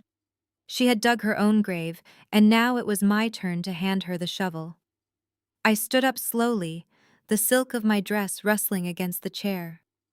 My mother was still standing in the center of the room, her fake smile frozen. I raised my glass of sparkling water, holding it high enough to catch the light of the crystal chandeliers. "Thank you, Mother, for those touching words," I began, keeping my tone perfectly polite. "It is true, Jason and I have taken different paths. Jason is a master of illusion. He has a unique talent for taking something that does not exist and making people believe it has immense value. In my line of work, we call that creative accounting. But in the real world, building a legacy requires a solid foundation. It requires transparency, accountability, and most importantly, legal signatures on all your corporate documents." I turned my gaze directly to Jason. He was sweating so heavily that his custom tuxedo shirt was visibly clinging to his chest. He looked completely nauseous. "So here is my advice to the happy couple," I continued, my voice ringing clearly across the silent banquet hall. "Always read the fine print. Never sign a contract you do not understand. And remember that the federal government does not forgive financial fraud just because you are family. May your marriage be as authentic as your bank statements. Cheers." I took a sip of my water and sat back down. The silence that followed was deafening. Kiara burst into a genuine laugh, raising her glass and taking a sip of her champagne. Her parents exchanged a highly amused look and politely clapped. The rest of the room awkwardly followed suit, entirely unaware of the lethal precision of the threats I had just delivered. Barbara practically collapsed back into her chair, her face flushed with absolute humiliation. Richard stared at his plate, completely defeated. The remainder of the rehearsal dinner passed in a blur of strained whispers and early departures. My family could not escape the banquet hall fast enough. Later that night, Kiara and I returned to our penthouse suite at the Waldorf Astoria. We parted ways in the living room, Kiara heading to her bedroom to finalize her strategy with her parents. I walked into my room, locked the door, and opened my weekender bag. As an investigator who frequently deals with hostile targets, I never travel without basic security measures. I pulled out a small motion-activated camera and discreetly positioned it on the television stand, aiming the lens directly at the door. I synced the feed to my phone, changed into my pajamas, and sat on the edge of the bed. At exactly 1 a.m, a frantic knocking echoed from the suite door. I walked out to the living room and checked the peephole. It was Jason. He looked completely unhinged, his tie undone and his hair wildly disheveled. I opened the door just a crack, keeping the heavy brass security chain engaged. "Let me in, Madeline," he hissed, his eyes darting down the empty hallway. "We need to talk right now." I unlocked the chain and swung the door open, stepping back so he was fully visible within the camera's wide-angle lens. Jason shoved his way inside, slamming the door shut. He did not look like a confident groom anymore. He looked like a cornered rat. "You think you are so smart?" he snarled, stepping aggressively into my personal space. "You think you can just show up and ruin my life? I am not letting you take this away from me. If you do not sign the holding company transfer papers by tomorrow morning, I am going to destroy you." I crossed my arms, completely unfazed. "How exactly do you plan to do that, Jason? Your credit is frozen. Your bank account is empty." Jason pulled out his phone, his hands shaking violently with rage. "I hired someone online last week," he spat. "I gave them photos of you from Mom's social media. They generated a dozen hyper-realistic deepfake images of you doing highly illegal and inappropriate things. If you do not sign the documents, I am sending every single one of those photos to your new boss in Texas. I will send them to the accounting board. I will ruin your pristine career and make sure you never work in finance again." He shoved the phone screen toward my face, waiting for me to break down and cry. Instead, I simply smiled and pointed over his shoulder toward the small black lens resting on the television stand. "You should really learn to look at your surroundings before you confess to felony extortion," I said quietly. "That camera streams directly to a secure cloud server, and I just recorded every single word you said to me tonight. Just get out now." Jason stared at the camera lens, the color completely draining from his face for the second time that evening. His jaw opened and closed silently, like a fish out of water. He realized he had just handed me federal evidence of extortion on a silver platter. Without saying another word, he turned on his heel and practically sprinted down the hotel hallway. I locked the door, slid the security chain back into place, and finally went to sleep. The next morning, the day of the wedding arrived with clear skies and a deceptive sense of calm. The venue was a historic, sprawling estate on the edge of the city, famous for its manicured gardens and soaring glass conservatory. It was a location that demanded a massive cash deposit, one I knew my parents had secured using a high-interest payday loan just days before my credit freeze locked them out entirely. Every single flower, every crystal glass, and every silk ribbon was paid for with fraudulent money. I arrived early, wearing a sophisticated charcoal gray dress that blended into the crowd while still projecting absolute authority. The atmosphere inside the conservatory was thick with anticipation, but to my trained eyes, the underlying tension was palpable. Florists were arranging thousands of white roses, and waiters in white coats were carefully setting up the champagne towers. But weaving through the vendors and the early arriving guests were men in dark tailored suits. Kiara's parents had not been idle after our conversation in the penthouse. I noticed the subtle earpieces and the strategic, deliberate positioning of the private security team. They were stationed at every set of double doors, blending in seamlessly as event coordinators or venue management staff. Nobody else in my family seemed to notice them, but they were a silent, heavily fortified net waiting to drop over the entire room. Kiara's father stood near the front row, calmly checking his watch, radiating the quiet confidence of a man who held all the execution codes. I took a seat in the third row on the groom's side. The pews began to fill rapidly with extended family, prominent business associates of Kiara's parents and Jason's supposed entrepreneurial friends. The sheer scale of the event was staggering. There were easily 300 guests packed into the glass conservatory, the afternoon sun streaming down on them. The wealth radiating from the bride's side of the aisle was genuine and imposing, making my family's desperate performance look incredibly cheap by comparison. My parents walked down the aisle to take their seats in the front row. Barbara was wearing an overly elaborate silver gown, desperately trying to project the image of a wealthy, relaxed matriarch. Richard walked beside her, his shoulders stiff, and his smile entirely forced. They saw me sitting there and immediately looked away, choosing to ignore my presence entirely. They had clearly convinced themselves that if they just smiled brightly enough and made it through the next hour, their financial nightmare would magically resolve itself. Then Jason took his place at the altar. He looked completely revitalized. The blind panic from my hotel room had vanished, replaced by a terrifyingly arrogant smirk. He stood tall in his custom tuxedo, greeting his groomsmen and posing confidently for the photographer. I realized exactly what had happened. He had convinced himself that he had won. In his deeply narcissistic mind, the fact that Kiara had not canceled the wedding and I had not summoned the police during the night meant we had backed down. He truly believed he had successfully called my bluff.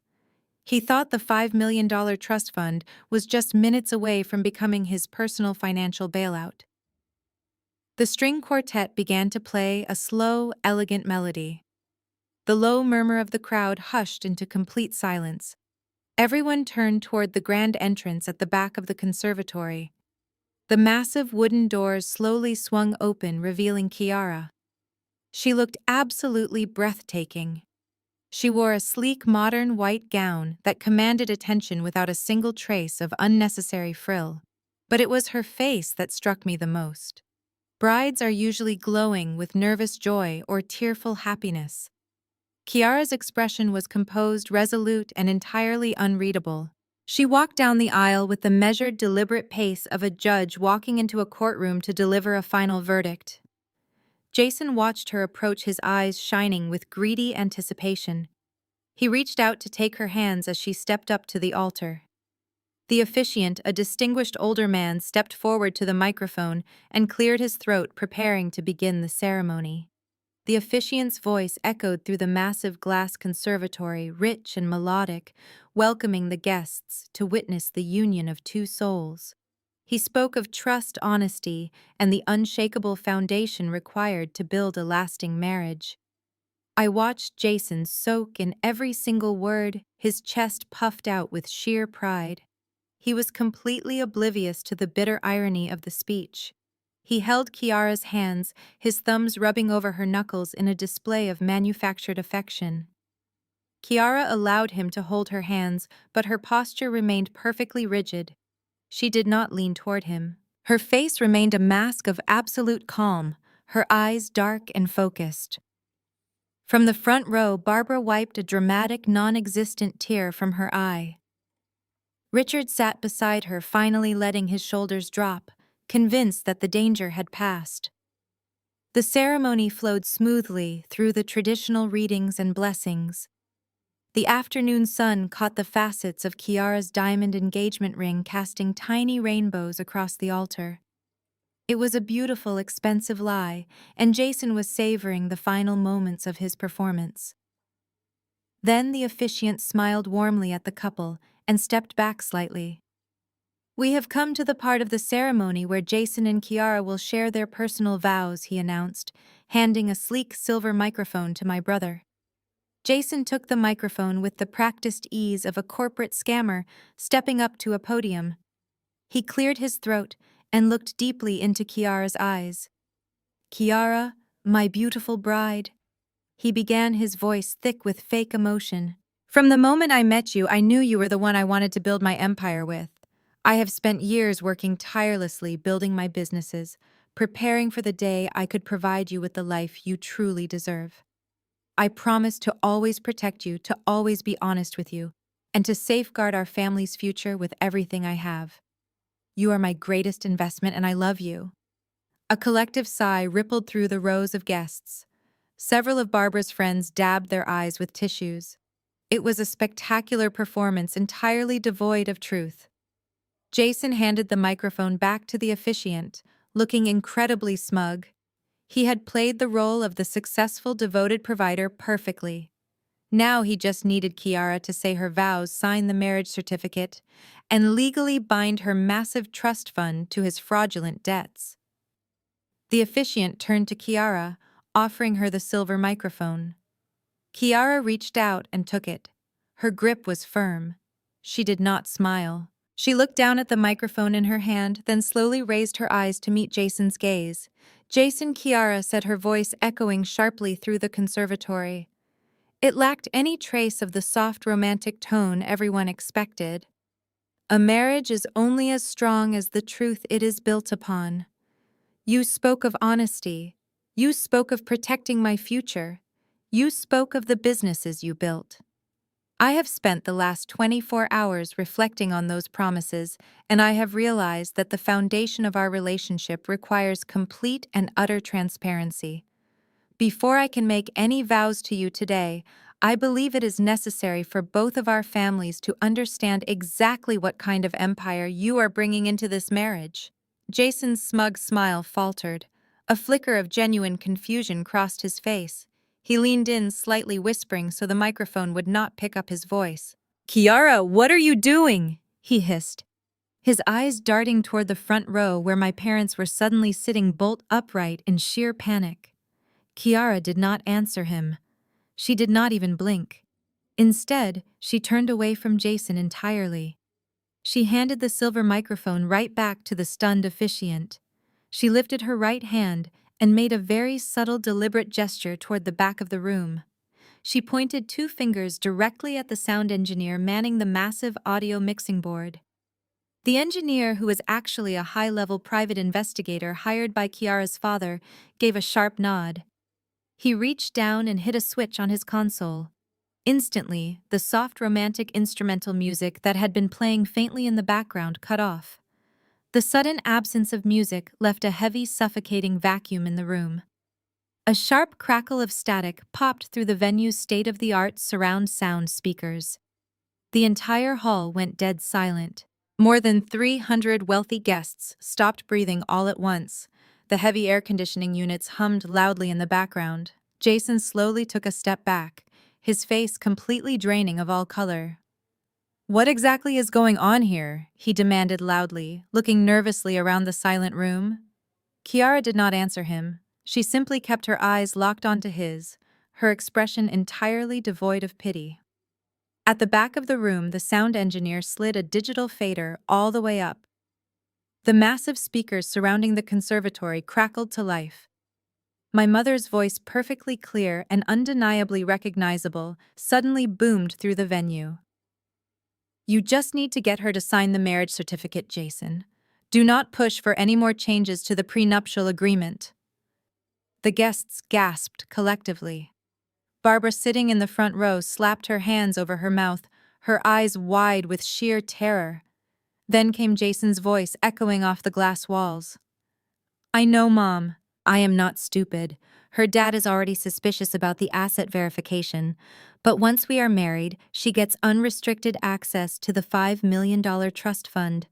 I can easily convince her to invest a couple of million into the holding company. She trusts me." The sheer audacity of the recorded conversation sent a shockwave through the crowd. Kiara's family members sat frozen in absolute outrage. Kiara's father slowly stood up from his pew, his face a mask of lethal fury. Jason stumbled backward at the altar, desperately reaching out toward the sound engineer. "Turn that off!" Jason screamed, his voice cracking loudly. "That is fake! It is a deep fake! Turn it off right now!" But the audio continued, completely ignoring his frantic commands. Barbara's recorded voice laughed, a cruel, mocking sound that I had endured my entire life. "Exactly," the recorded Barbara said. "And once the trust fund money is in the holding company, we immediately pay off the $1.2 million mortgage. We get the bank off our backs forever." "Are you sure Madeline will not find out about the loan?" Jason's voice asked on the recording. Barbara scoffed loudly over the speakers. "Madeline is an idiot. She sits in the basement all day playing with spreadsheets. She has no idea I used her social security number. I practiced her signature for a week before I went to the bank. It is flawless. By the time she ever tries to buy a house or check her credit, your new wife's money will have already paid off the fraudulent debt. Madeline will never know." The murmurs among the 300 guests escalated into loud exclamations of disgust. People were shifting in their seats, looking directly at my parents. In the front row, Richard slumped forward, burying his face in his hands. He knew it was entirely over. Barbara was hyperventilating, her heavy makeup smeared as she looked wildly around the room. Realizing that every single wealthy person she had tried to impress was now listening to her confess to federal identity theft and mortgage fraud. Jason looked frantically toward the exits, but Kiara's parents had anticipated this. The men in dark suits seamlessly stepped in front of the massive wooden doors, blocking any chance of escape. The trap was fully closed. The recording delivered its final devastating blow. "Just keep playing the devoted fiancé," Barbara's voice instructed over the speakers. "Of course, Mom," Jason replied smoothly on the tape. "Once that ring is on her finger, her money is my money. I will bleed that trust fund dry." The sound engineer hit the stop button. The audio cut out abruptly. The silence that slammed back into the glass conservatory was heavier and more suffocating than before. It was the silence of absolute, undeniable ruin. The beautiful white roses, the crystal champagne glasses, the expensive silk ribbons, everything was tainted by the ugly truth of what my family really was. Jason fell to his knees at the altar. The arrogant entrepreneur persona he had spent years crafting shattered into a million pieces on the marble floor. He looked up at Kiara, tears streaming down his face, his chest heaving. "Kiara, please," he begged, his voice a pathetic whimper. "It is out of context. I can explain everything. You have to believe me." Kiara looked down at him with absolute disgust. She did not yell. She did not cry. She reached up, unfastened the expensive diamond necklace Jason had given her, and let it drop onto the marble floor right in front of him. "You are disgusting," she said, her voice carrying clearly across the room. I sat in the third row, my posture perfectly straight, my hands folded neatly in my lap. For my entire life, my family had called me crazy. They had called me a liar, a jealous sister, and a failure. But right now, standing in front of 300 people, their own voices had just vindicated me completely. The vindication was sweeter than I could have ever imagined. For a moment, the only sound in the massive glass conservatory was the heavy breathing of 300 shocked guests and the soft thud of the diamond necklace settling on the marble floor. Then the dam broke. The murmurs erupted into a deafening roar of outrage and disbelief. Kiara's family members stood up from their pews, their faces contorted in anger. Several of her father's business associates began actively pulling out their phones, likely contacting their own legal teams or financial advisors to ensure they had no exposure to my brother's toxic shell company. The elegant high society wedding had instantly transformed into a spectacular public crime scene. Down at the front, my mother finally snapped out of her paralyzed terror. Her narcissistic brain simply could not process the reality of public defeat. Instead of feeling shame, she felt a violent defensive rage. Barbara leaped from her seat, her elaborate silver gown tangling around her ankles. She spun around, her eyes scanning the crowd until they locked onto me, sitting calmly in the third row. She pointed a trembling finger directly at my face. "She did this!" Barbara screamed, her voice tearing through the chaotic noise of the room. "Do not listen to that recording. She set us up. Madeline is a jealous, bitter woman. She hired someone to fake that tape because she wants to ruin her brother's happiness. It is a deep fake. She is a criminal."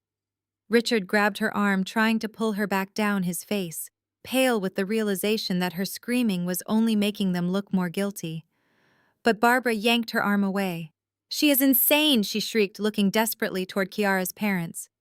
"She has been trying to extort us for months. Arrest her. Call the police and have her arrested."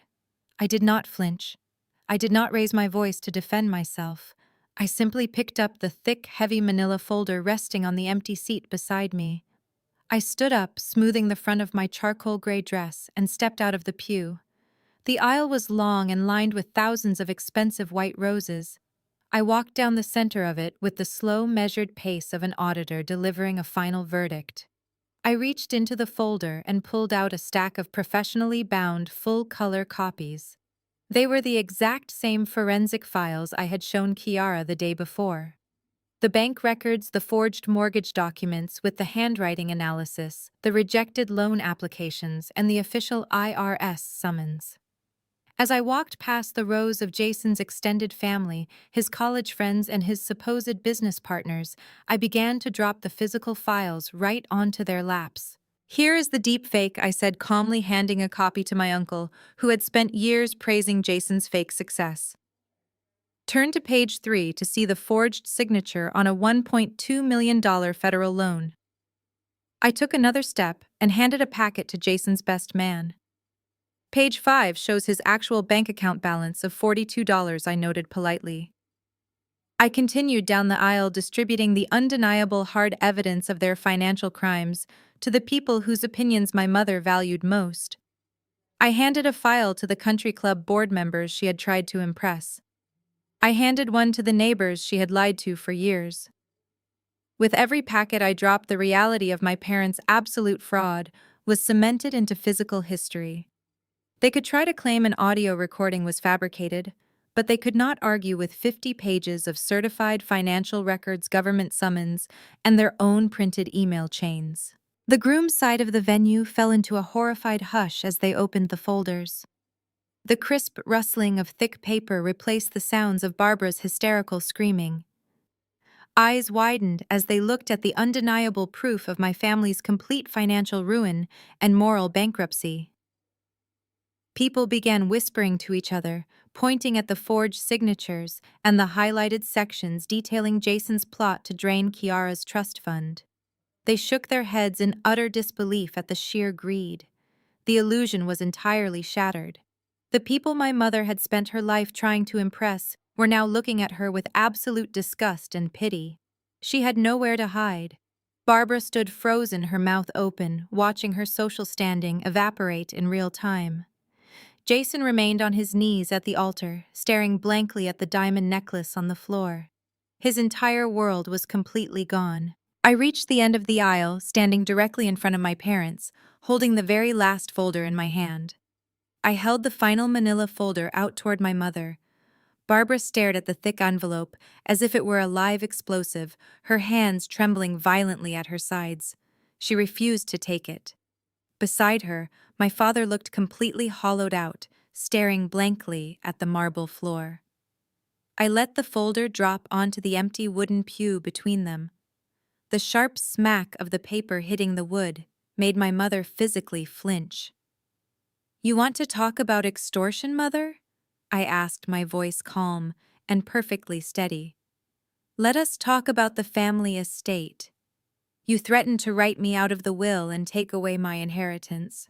But you seem to have forgotten a very important detail about our beautiful brick colonial home." Richard suddenly snapped his head up, his eyes widening in fresh panic. "Madeline, do not do this," he whispered, his voice cracking. 5 years ago, I continued speaking loudly enough for Kiara's parents and the remaining guests to hear clearly. You and Dad were facing a massive civil lawsuit from one of Jason's failed startups. You were terrified the courts would liquidate your assets. So you quietly transferred the deed of the family home entirely into my name to hide it from the creditors. You assumed I was just your naive, compliant daughter living in the basement who would blindly sign whatever paperwork you put in front of her. Barbara let out a small, strangled gasp. "Legally, that house has been 100% mine for 5 years, I stated. And since I am a certified forensic accountant who prefers a clean portfolio, I decided to liquidate my assets. I sold the estate yesterday morning to a foreign real estate holding company based in Singapore. The wire transfer cleared my private account an hour before I boarded my flight to Chicago." The silence in the conservatory was absolute. You could hear a pin drop. "The new management company does not tolerate squatters," I told them, my eyes locking onto my mother's terrified face. "They will be serving you with a formal 30-day eviction notice by Monday morning. You are broke, Mother. You are homeless. And your perfect facade is completely gone." Barbara's knees finally gave out. She collapsed into the wooden pew, burying her face in her hands and sobbing hysterically. This was not her usual theatrical crying. These were the guttural, ugly sobs of a narcissist whose entire reality had just been permanently shattered. Richard sat beside her, staring into space, completely paralyzed by the magnitude of his own catastrophic failure. At the altar, Jason let out a loud, pathetic wail. He scrambled toward Kiara, trying to grab the hem of her sleek white wedding dress. Kiara stepped back sharply, her eyes flashing with absolute disgust. "Do not touch me," she ordered. I turned my attention to my brother, looking down at him writhing on the floor. "But losing the house and the wedding is the least of your problems today, Jason," I said. "When you and Mom forged my signature to secure a $1.2 million commercial loan, you did not just commit standard bank fraud. Because the lender was headquartered in Delaware and the funds were transferred digitally across state lines to your shell company in Illinois, you committed federal wire fraud and aggravated identity theft." Jason froze, looking up at me with wide, bloodshot eyes.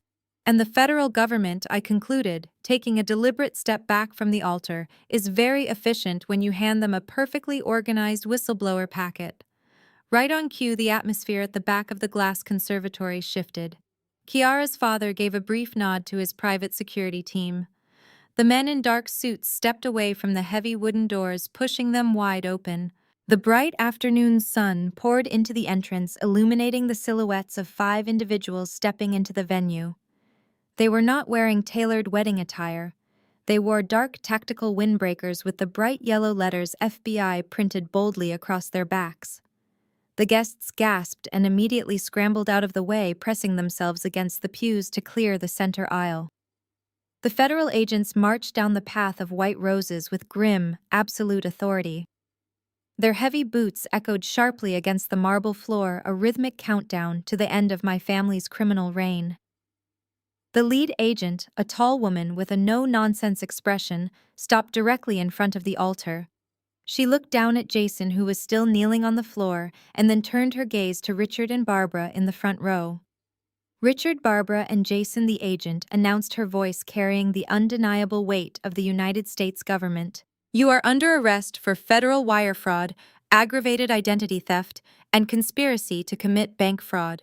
I stood quietly to the side watching the handcuffs come out. The satisfying metallic click of the steel cuffs snapping shut echoed through the silent venue. 2 weeks later, the dust finally settled over the smoking crater that used to be my family's pristine reputation. The local news cycle in their affluent Illinois suburb had a field day with the story. The headline about a groom being arrested at the altar for federal wire fraud spread like wildfire. The absolute humiliation they suffered was total and completely irreversible. For 33 years, my parents had carefully constructed an illusion of wealth superiority and perfect control. In 14 days, that entire illusion was dismantled down to the studs. I tracked the legal proceedings from the comfort of my office in Austin, Texas. The federal judge presiding over their initial arraignment was not swayed by my mother's theatrical crying or my father's attempts to use legal jargon. Because their crimes involved forging documents to secure a commercial loan across state lines and an active conspiracy to defraud a $5 million trust fund, the charges were severe. Jason faced the harshest reality check of his life during his bail hearing. He tried to play the victim, claiming he was just a naive entrepreneur who made a paperwork error. But the prosecution played the audio recording from the wedding. The judge deemed Jason a severe flight risk and a continued threat to financial institutions. He was denied bail entirely. The golden child, who had never faced a single consequence in his 30 years of life, was remanded to a federal detention center, trading his custom-tailored tuxedo for a standard-issue orange jumpsuit. Meanwhile, the situation for Barbara and Richard deteriorated with breathtaking speed. The foreign real estate holding company that purchased the family estate did not care about their tears or their excuses. When the federal authorities began investigating the property as part of the mortgage fraud case, the holding company expedited the eviction process to protect their new asset. My parents were given less than 48 hours to vacate the premises. There were no moving trucks hired to carefully transport their expensive furniture. Because the FBI had frozen every single bank account associated with their names, they could not even afford a rental truck. Under the strict supervision of local sheriffs, my parents were forced to pack whatever clothing they could fit into black plastic garbage bags. The neighbors they had spent decades trying to impress stood on their manicured lawns and watched in stunned silence as Richard and Barbara were escorted off the property for the last time. The financial devastation did not stop at the eviction. With the federal government seizing their remaining assets to cover the fraudulent loan and Kiara's powerful family launching a massive civil lawsuit for fraud and emotional distress, my father was backed into a corner. He had no choice but to officially file for Chapter 7 bankruptcy. This was not a Chapter 11 restructuring where they could negotiate and keep their lifestyle. Chapter 7 meant complete and absolute liquidation. The bankruptcy trustee seized everything of value to satisfy the endless line of angry creditors. My mother's expensive jewelry, including the pearls she wore to the rehearsal dinner, was confiscated. Their leased luxury cars were repossessed right out of the country club parking lot. The country club itself immediately revoked their membership, sending a highly public notice to all members distancing the establishment from my family's criminal activities. But the most crushing blow to my parents was the complete social isolation. They had built their entire self-worth on the admiration of their extended family and high society friends. Now those same people treated them like a highly contagious disease. The physical copies of the forensic files I had handed out at the wedding had done their job perfectly. The undeniable proof of their greed and cruelty left absolutely no room for manipulation. My uncle, who had spent years praising Jason's fake business acumen, publicly denounced them. Extended relatives blocked their phone numbers. The friends who used to drink their expensive wine now refused to even acknowledge them on the street. My parents had spent their entire lives treating people as tools to be used and discarded. When the money vanished and the federal indictments arrived, they suddenly found themselves completely alone. No one even offered them a single spare bedroom. No one offered to help pay for a defense attorney. They were completely abandoned by the very society they had sacrificed their own daughter to impress. For the first time in their lives, they had to rely on a public defender because they could not afford private counsel. The arrogance they had displayed at the rehearsal dinner was replaced by the terrifying reality of the criminal justice system. The heavy doors of the federal prison were slowly opening for them, and they had absolutely no way to stop it. 3 days after the bankruptcy filing, I was sitting at my desk in Austin looking out over the vibrant Texas skyline. The afternoon sun was warm, and my inbox was filled with nothing but standard audit requests and a lunch invitation from a new colleague. My life was finally my own, entirely untethered from the chaotic demands of my toxic relatives. Then my personal cell phone buzzed against the polished wood of my desk. The screen displayed an unlisted number with a local Illinois area code. My hard credit freeze and upgraded security protocols had successfully blocked all of their known contacts, but I knew exactly who was desperate enough to buy a cheap prepaid device. I picked up the phone and accepted the call. Madeline, a ragged, breathless voice gasped through the speaker. It was my mother. But the haughty, theatrical tone she had used her entire life was completely gone. In the background, I could hear the distinct depressing sounds of a cheap roadside motel, the hum of a loud, rattling air conditioning unit, and the wail of a distant highway siren leaked through the phone. "Madeline, please do not hang up," she sobbed, her voice cracking with genuine absolute despair. "We have absolutely nothing left. Your father and I are sleeping in a filthy room right off the interstate. We have $10 to our name. The public defender says Jason is facing a minimum of 10 years in federal custody. You have to help us. We are your family. We are your blood." She launched into a desperate, rapid-fire barrage of weaponized guilt. "How can you sleep at night knowing your own flesh and blood is suffering like this?" she cried, her voice escalating into a shrill panic. "We gave you life. We put a roof over your head for over 30 years. You won, Madeline. You proved your point to everyone. You humiliated us in front of the entire world, destroyed your brother's wedding, and took everything we had. Are you happy now? Are you satisfied seeing your own mother sleeping on a mattress that smells like mildew? Just call your lawyer. Tell the authorities you made a mistake with the holding company paperwork. If you just take the blame for the corporate registration, the federal prosecutor will drop the wire fraud charges against Jason. He is your brother. Please, Madeline. Blood is thicker than water." I sat back in my ergonomic desk chair and listened to her hyperventilate. I did not feel a single ounce of pity.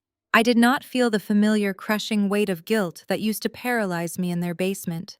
I only felt an overwhelming sense of profound clarity. "Mother," I said, my voice completely flat, analytical, and devoid of emotion. "Let us get one thing absolutely straight. I did not do this to you. I did not forge a signature on a commercial loan document. I did not create a shell company to hide crippling debt.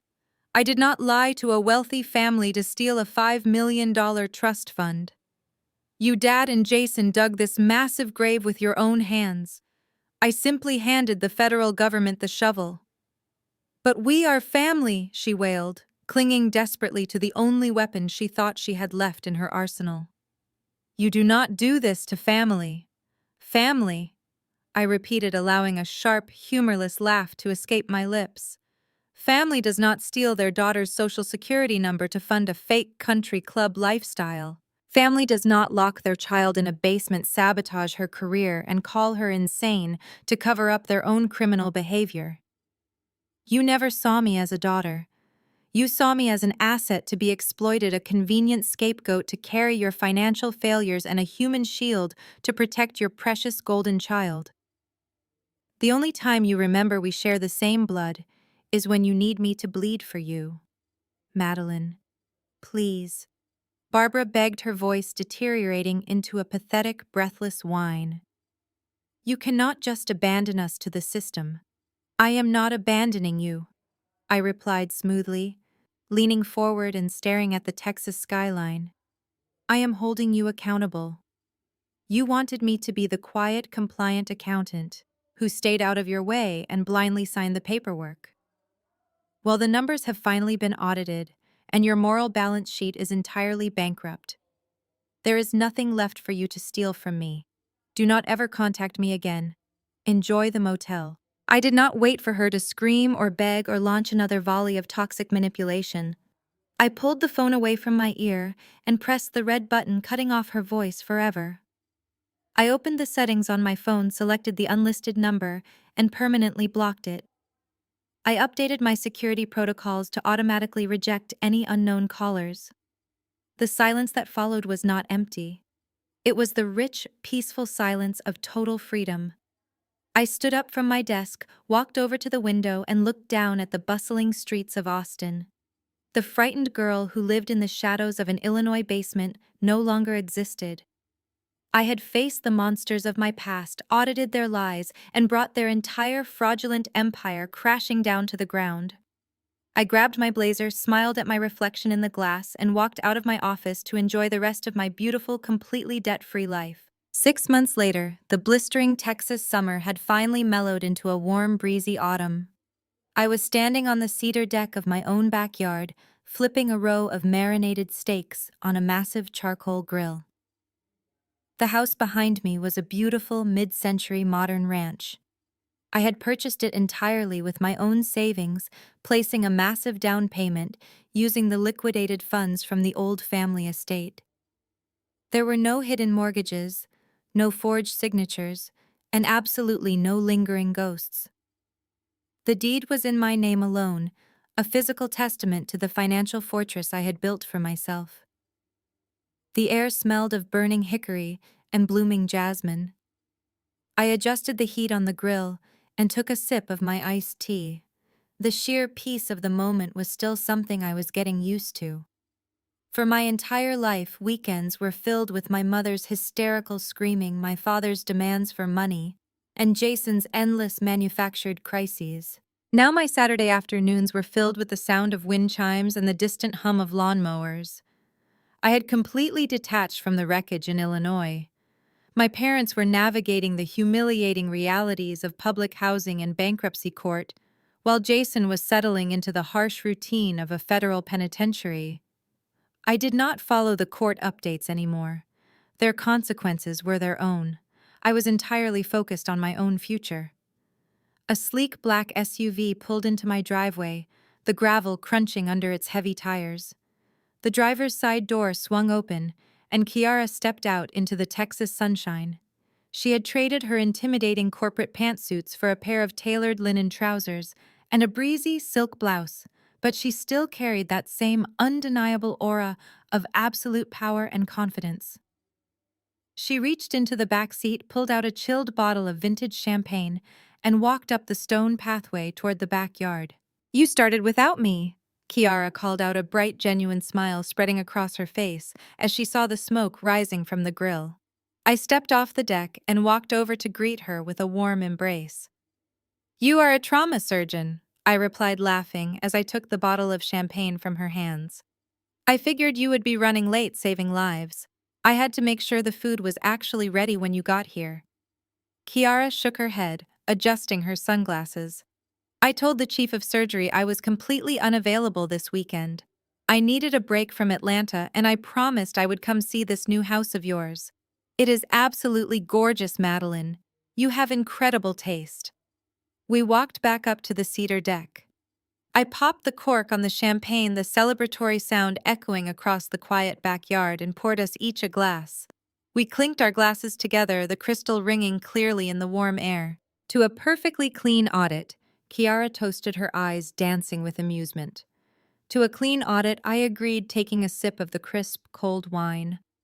Kiara took a seat on one of the plush outdoor lounge chairs, kicking off her sandals and stretching her legs out in the sun. It was remarkable how a shared traumatic experience had forged such a strong, authentic friendship between us. Over the past 6 months, we had stayed in constant contact. We did not just talk about the downfall of my family. We talked about our careers, our goals, and the lives we were building. She was a brilliant, fiercely independent woman who had narrowly escaped a massive financial trap, and she recognized me as the architect who helped dismantle it. We were two highly successful women who had entirely removed the parasites from our lives. So Kiara said, swirling the champagne in her glass, "I heard through my family's legal team that Jason's final appeal for a reduced sentence was officially denied last week. The judge cited his complete lack of remorse and the sheer calculation of the trust fund plot. He is locked in for the full 10 years, and your parents are officially working minimum wage retail jobs to pay off their court-mandated restitution." I turned the steaks on the grill, the meat sizzling loudly. "I heard the same thing," I said smoothly. "But honestly, I have not thought about them in weeks. They are finally living the life they actually earned. I am much more interested in hearing about your new position at the hospital. I saw the press release about your promotion to head of trauma." Kiara beamed, her posture straightening with well-deserved pride. "It has been an incredible few months. My father officially transferred control of the trust fund last week. Since I do not have a fraudulent husband trying to siphon it away, I used the first major distribution to fund a new pediatric surgical wing at my hospital. We break ground next month." "That is amazing," I told her, feeling a surge of genuine happiness for my friend. "You took the money they tried to steal and used it to actually save lives. That is the ultimate victory." We spent the rest of the afternoon eating perfectly seared steaks and laughing until our sides hurt. As the Texas sun began to set, painting the sky in brilliant shades of orange and purple, we sat on the deck and watched the neighborhood quiet down. There were no threats hanging over our heads. There were no lies to uncover and no dramatic performances to endure. We were just two women sitting in a backyard, entirely in control of our own destinies, looking forward to a bright, peaceful, and completely debt-free future. As the evening air cooled and the stars began to pierce through the Texas sky, Kiara carried our empty plates inside, leaving me alone on the deck for a moment. I leaned against the cedar railing and took a deep breath. The silence of my backyard was absolute. It was a stark contrast to the chaos that had defined the first 3 decades of my life. If you had told the terrified girl hiding in that damp Illinois basement that one day she would own a beautiful home and share vintage champagne with a brilliant surgeon, she would not have believed you. She was too busy trying to survive the daily psychological warfare of her own blood relatives. Society has a very dangerous habit of romanticizing the concept of family. We are relentlessly conditioned from a young age to believe that blood ties are an unbreakable contract. People will tell you that you must forgive and forget, that you must honor your parents simply because they brought you into this world. They throw around phrases like blood is thicker than water to keep you tethered to a sinking ship. But here is the absolute truth about toxic families. They use biology as a hostage negotiation tactic. They demand your loyalty while actively destroying your peace. And as women, we bear the heaviest burden of this cultural expectation. We are groomed to be the eternal peacekeepers. We are taught to absorb the disrespect, manage the emotional explosions, and swallow our own ambitions just to ensure the family holiday photo looks perfect. We are expected to shrink ourselves so that the fragile egos of the men in our lives, whether it is a narcissistic father or a golden child brother, can take up all the oxygen in the room. For 33 years, I played that exact role. I let my mother belittle my appearance. I let my father mock my career. I let my brother treat me like a disposable stepping stone.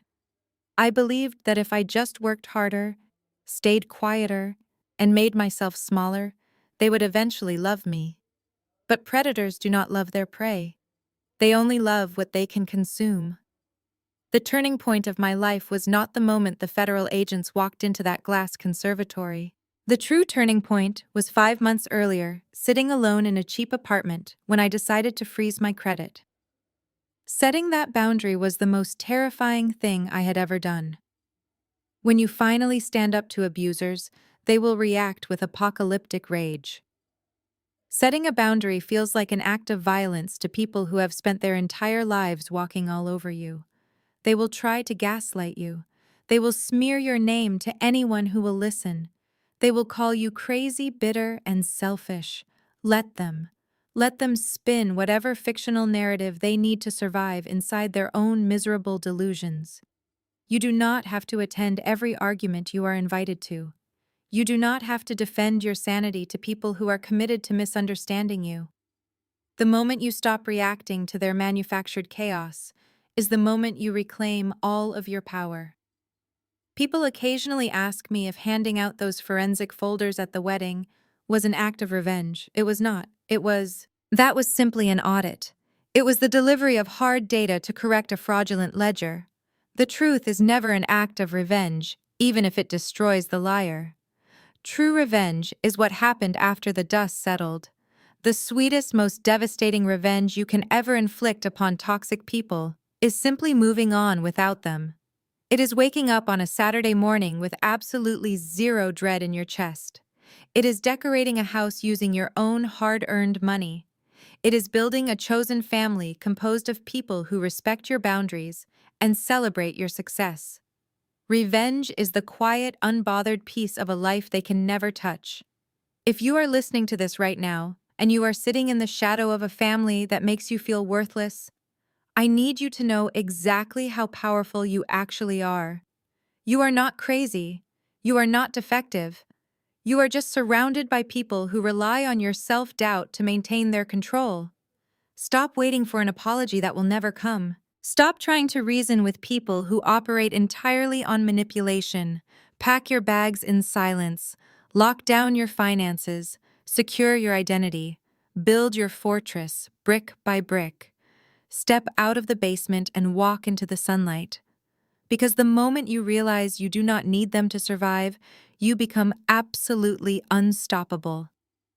And the life waiting for you on the other side of that fear is more beautiful than you can possibly imagine.